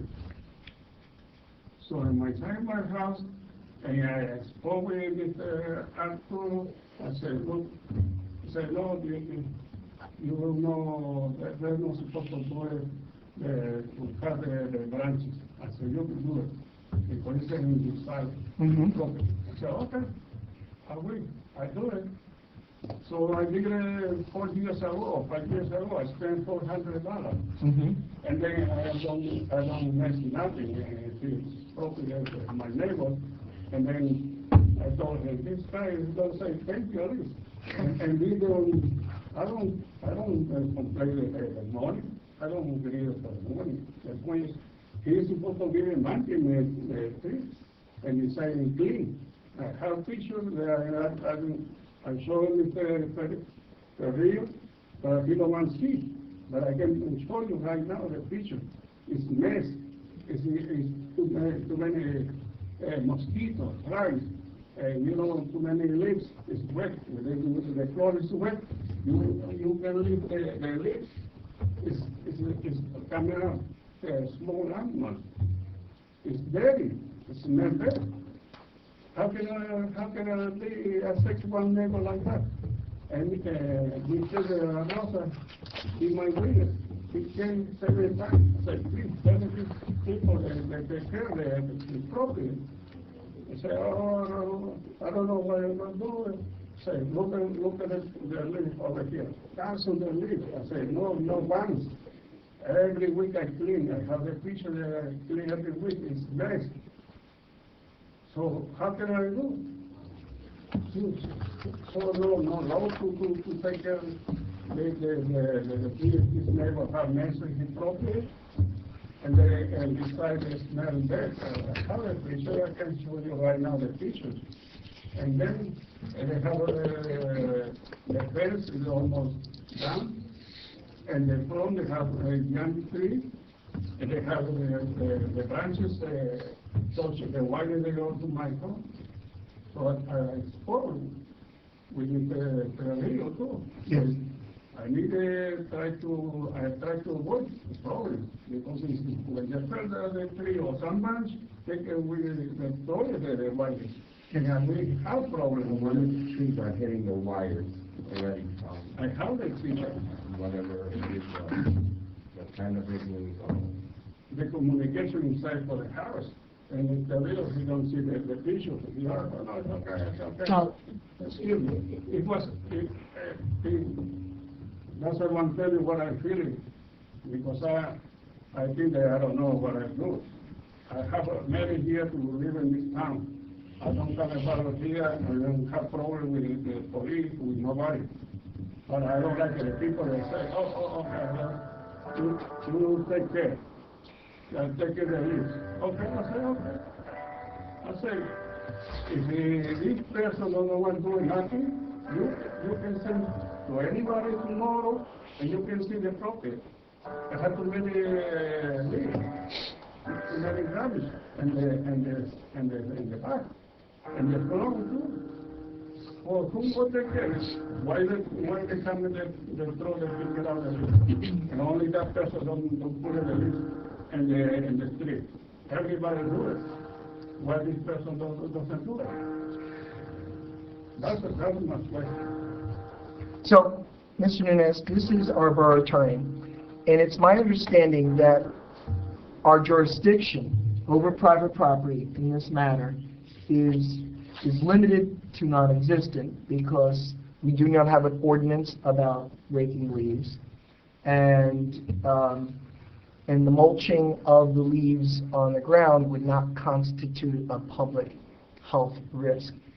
Would that be correct? That's correct. There's no ordinance that I'm aware of about leaf disposal or raking leaves. You have a tall grass ordinance, you have other health, safety, welfare ordinances on the books, but you don't have anything regarding raking leaves or cleaning up leaves in your one's property. I think I totally understand where you come from. My property is clean. My wife insists that it be no leaves. I absolutely empathize with you, but we don't have the authority to compel your neighbor to take action because it does not fall within the ordinances, which are the laws, that this body has created. That's I can understand with the law. Because if this person has too many trees, all the trees they can on my property. I tend to cut, and last year I tend to cut again the trees. They have too many trees, and too many branches on my side. The left side, the garage is wet, and come out too many weeds. So I can put like many years ago, I put mulch. Now I can put a mulch because always it's wet and it come out many weeks. So what is no fair? I understand that, and I agree with you. It isn't fair, but this body doesn't have the authority to compel your neighbor to take action. And so it's not that we're refusing to take action. We don't have the authority to take action in regards to a private property in this regard. I totally sympathize where you're coming from. I think your decision to trim the branches, I would have done that. I think your decision to mulch, I would have done that. But this body can take no action because we don't have the authority to take action, not because we don't empathize with your plight. And we are very sorry about that, sir, but, How about, so they could be as dirty as they want? well, we're not talking about garbage. We're talking about, But it's part of leaves. I know,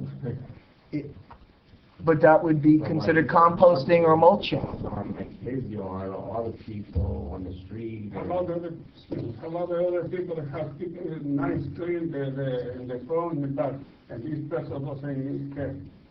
And decide, how about with somebody want to build something, they come in over here to ask for permit for construction. Yeah. And then one of the trees is, this is the fence, all the trees is here, very close in the fence. How can I do it? I need to go to the other side to cut with the roots. Yeah. Because the other one, I go to the mountain to this tree for every year. That's I do it every year. Yeah. And the Rosa, he saw, and he said, oh, I'm sorry, Mr. Noon, I'm sorry. But I say, well, you try to do it, stay with that person.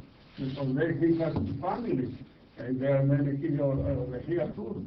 This is what you're talking about. We go keep the planet clean with these kind of people, and nobody say nothing. Even if I live next door to this neighbor, or anyone on council lived door to this neighbor, we would still have no authority to compel your neighbor to take action. If it was something different, if they were leaving a broken car in the backyard, or that would be something different. But in this regard, we do not have the authority to take action, and I'm sorry. You said there are branches on the, are there branches on the wires right now, though? Yeah. Isn't there something that can be done That about would that? need to call PSC&G, because that would be a question of power service. But again, we wouldn't have authority to act in that area. Do they come and cut branches? Yes. They do? They have the right of way. So you could do that. Even I spoke with my insurance in the house, say, no, you're supposed to take care of that tree. I said, well, this guy, they don't do that, I take care. I go keep the mountain in his house. That's extra money from my pocket. They don't nobody give me, and decide I don't complain, give me the payment, no nothing. Only the one that keep clean, because sometimes he has party in the bar, sometimes has party too, and there's mess. I completely understand where you're coming from. It would make me crazy, it would make my wife even crazier, but we don't have the authority to act. I wish we did, but I'm sorry we don't. It's, as I said, it's not that we don't want to act, but we don't have the authority to act. I said to cut all the trees they have on my side. You have the right to cut the branches over your property line. So I won't miss. If I say to somebody, they cut all the branches, they won't mess his house, his property, because most is exactly straight up the tree and the branches. Mm-hmm.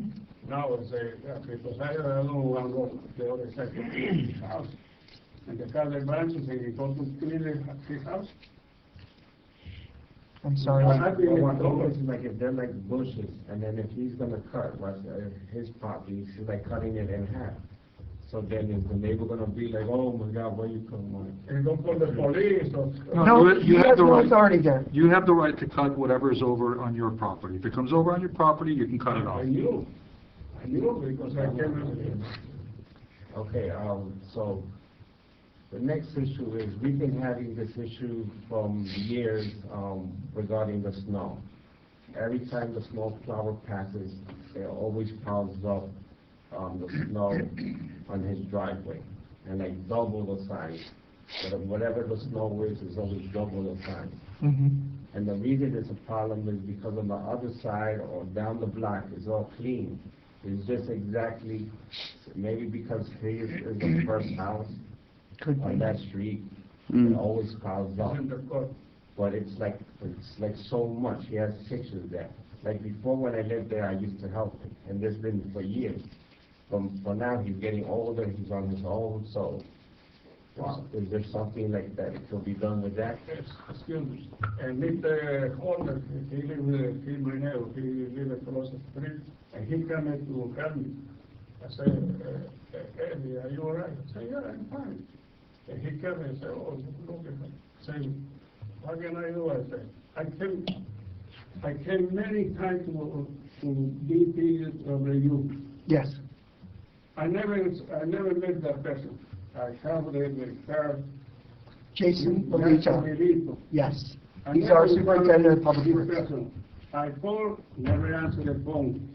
I went personal, I spoke with the two ladies there in the front, in the office. I said, oh, he's here. Oh, he's not So, here. in this regard, What are you doing? what would be your remedy? What would you be looking for the borough to do? Certainly you want us to plow the streets. Well, how come when the other side is clean, and now how is this piled up so much? Like, why it's not even? I mean, they could see how bad it is. Well, we can certainly, Excuse me. sure, go ahead, let me say. Never, for many years, never snow 15 inch. As you can see, and the driveway more than 15 inch. Well, mentioned. I have to be honest with you, this happens in front of my property too. This is part of the plowing process.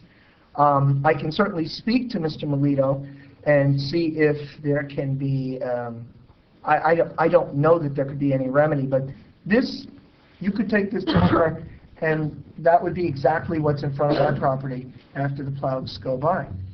This is... Mayor, Yeah. if I may, I did speak to Jason regarding this topic, actually several times. As I explained to Mr. Nunez, the next major storm that we had, I was personally going to go out with Jason to evaluate the site. Oh, That's what I had conveyed. That's a great promise. The plus side, because we really haven't had any snow, I'm not looking to jinx us, but I said, I explained that to Mr. Nunez. I said, well, I see your pictures, I will bring the Public Works Director out with me, we'll meet you at the site and evaluate the situation, and that's where we left off. Well, that seems fair. But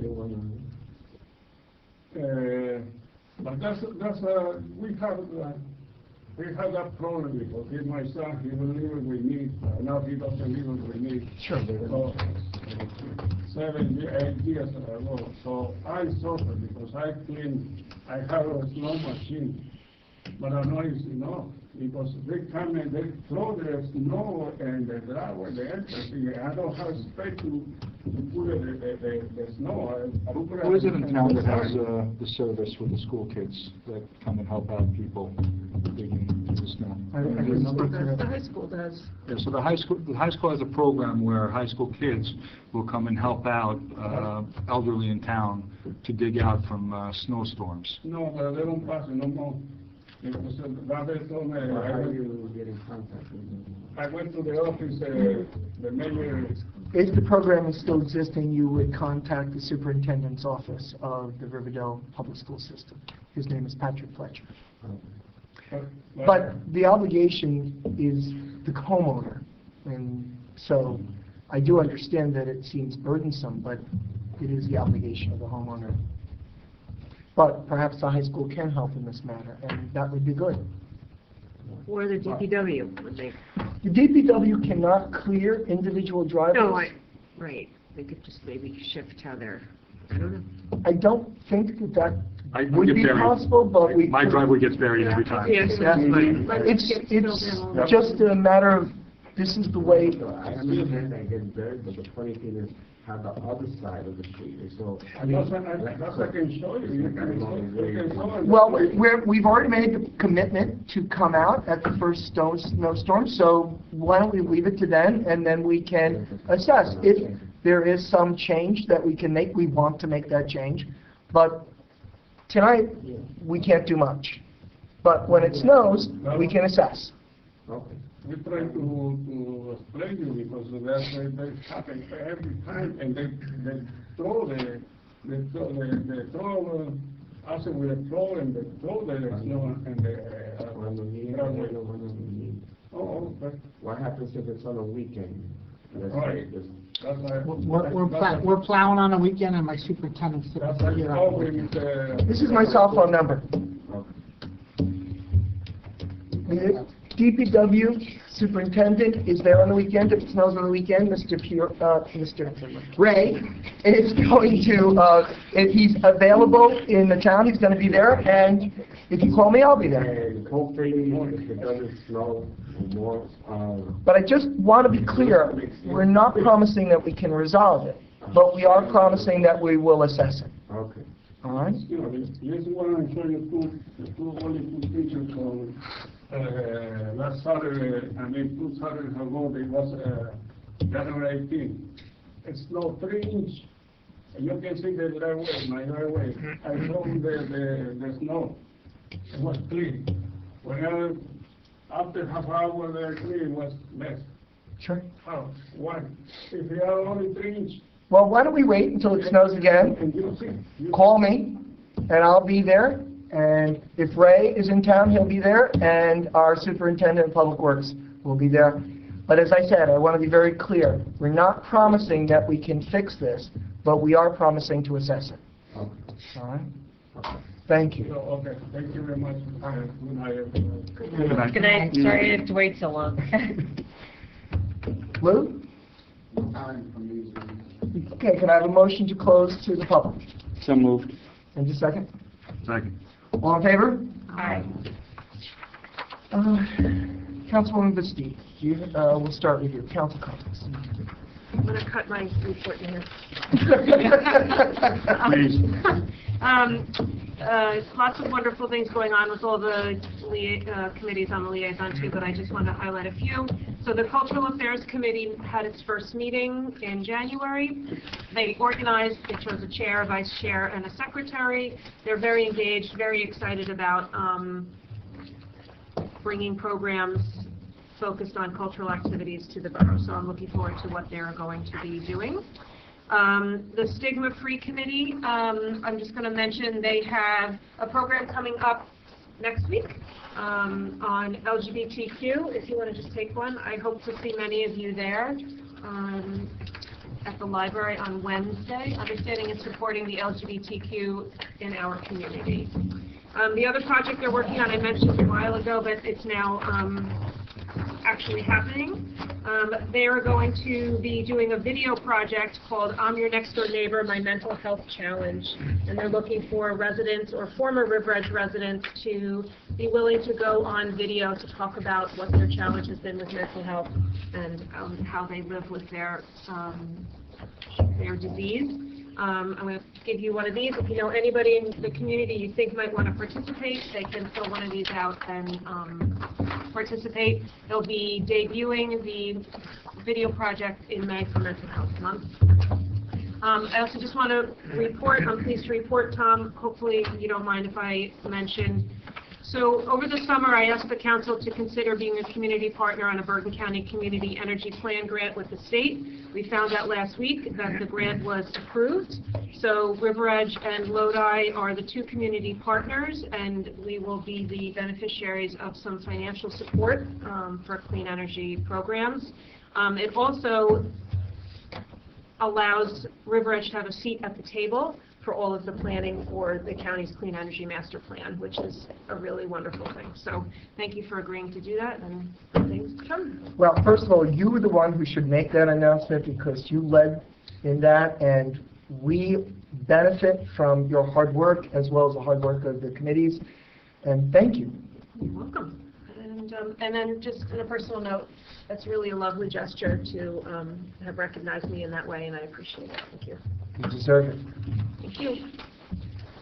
Councilwoman Montesano. Just the first meeting of the Board of Trustees with the library was on last week, and you were there, which was great because you had the background to certain of the items that were discussed tonight, and definitely there's a lot of obviously conversations that we will need to get familiar with in regards to the projects that they have on the docket for this year. So, but it went very well. I mean, it was a long meeting, and again, I was happy that you were there. Thank you. Councilman Kaniga. Thank you, Mayor. I'd like to thank the Green Team and the Environmental Commission for coming in, and of course Councilwoman Bastide for their fine work in helping us to recognize issues with the environment. I want to congratulate Police Reserve Sung, who was sworn in tonight, and thank him for his service, as well as those who have served before him and are going to be serving with him. Traffic and Safety met last week. Unfortunately, due to work obligations, I was unable to attend, but I was updated. They have put forth some issues that they'd like to have addressed, and I will bring them forward to Mr. Porio. And we will discuss them. We're looking at the possibility of increasing the visibility of some crosswalks. Also, phase 2 of the flashers project will take into effect some of the crossing issues, especially at Kinderkamak crossings, such as the Kinderkamak Reservoir, which now has become much more pertinent due to the new apartment building that was just built and is being populated now. And of course, any children who go to school will need to cross there to get to school, so I think it's important to do so. I want to thank Mr. Porio. I brought up an issue about a sidewalk that was cordoned off on Kinderkamak last week. I was walking home late at night, and the new construction is going up on Kinderkamak, and they decided to just block the sidewalk off completely. The other side doesn't have a sidewalk, so I had to walk in the middle of Kinderkamak, and, well, not in the middle, but on Kinderkamak with traffic coming my way to traverse that sidewalk, and I called Mr. Porio the next day. It was taken care of.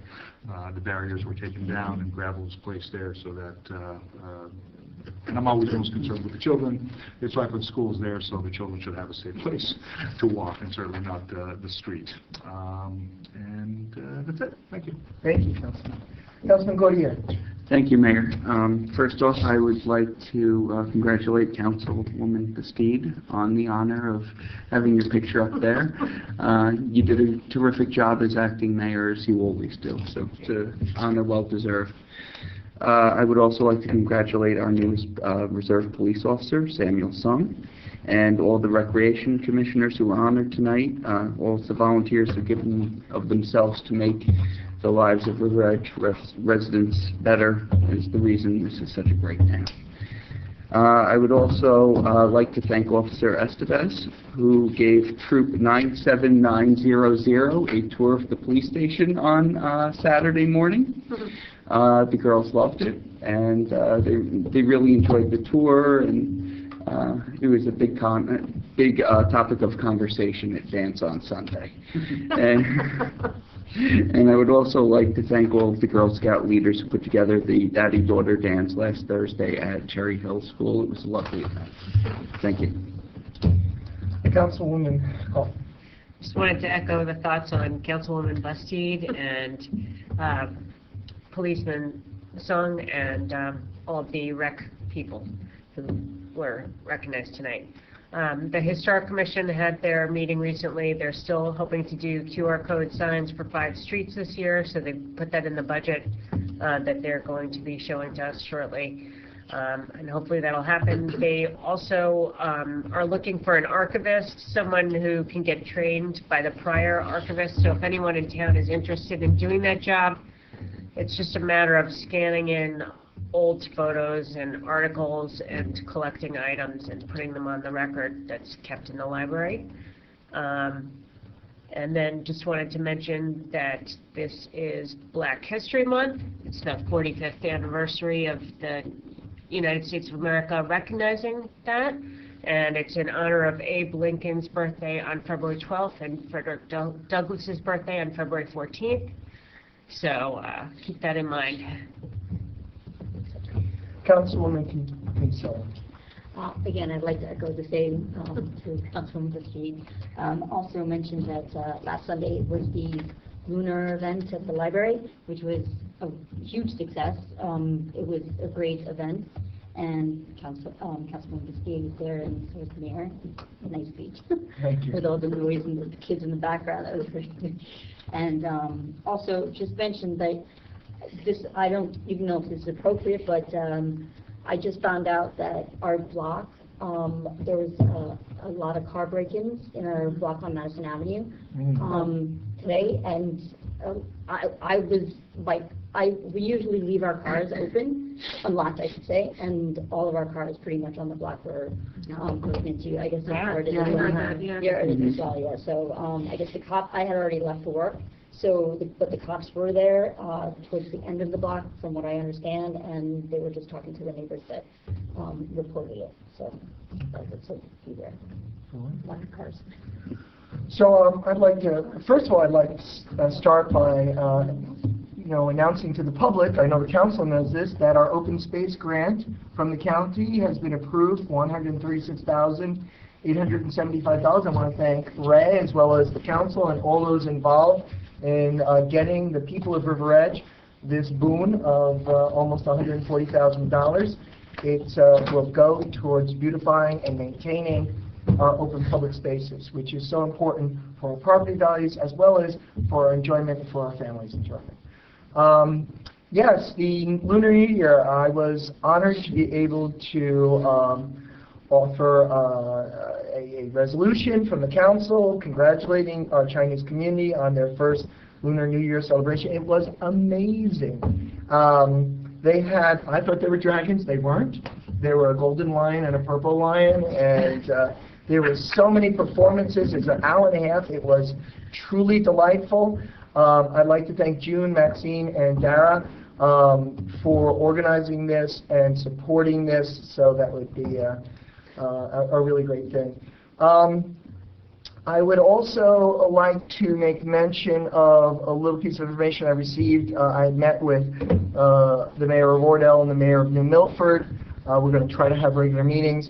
And one of the things they told me that is the water company, which is north of our town, and everybody knows where it is, near ShopRite, will be reopening its river dock with the assistance of the state and riverkeeper. They're going to be clearing the river a little bit and reopening that dock this summer.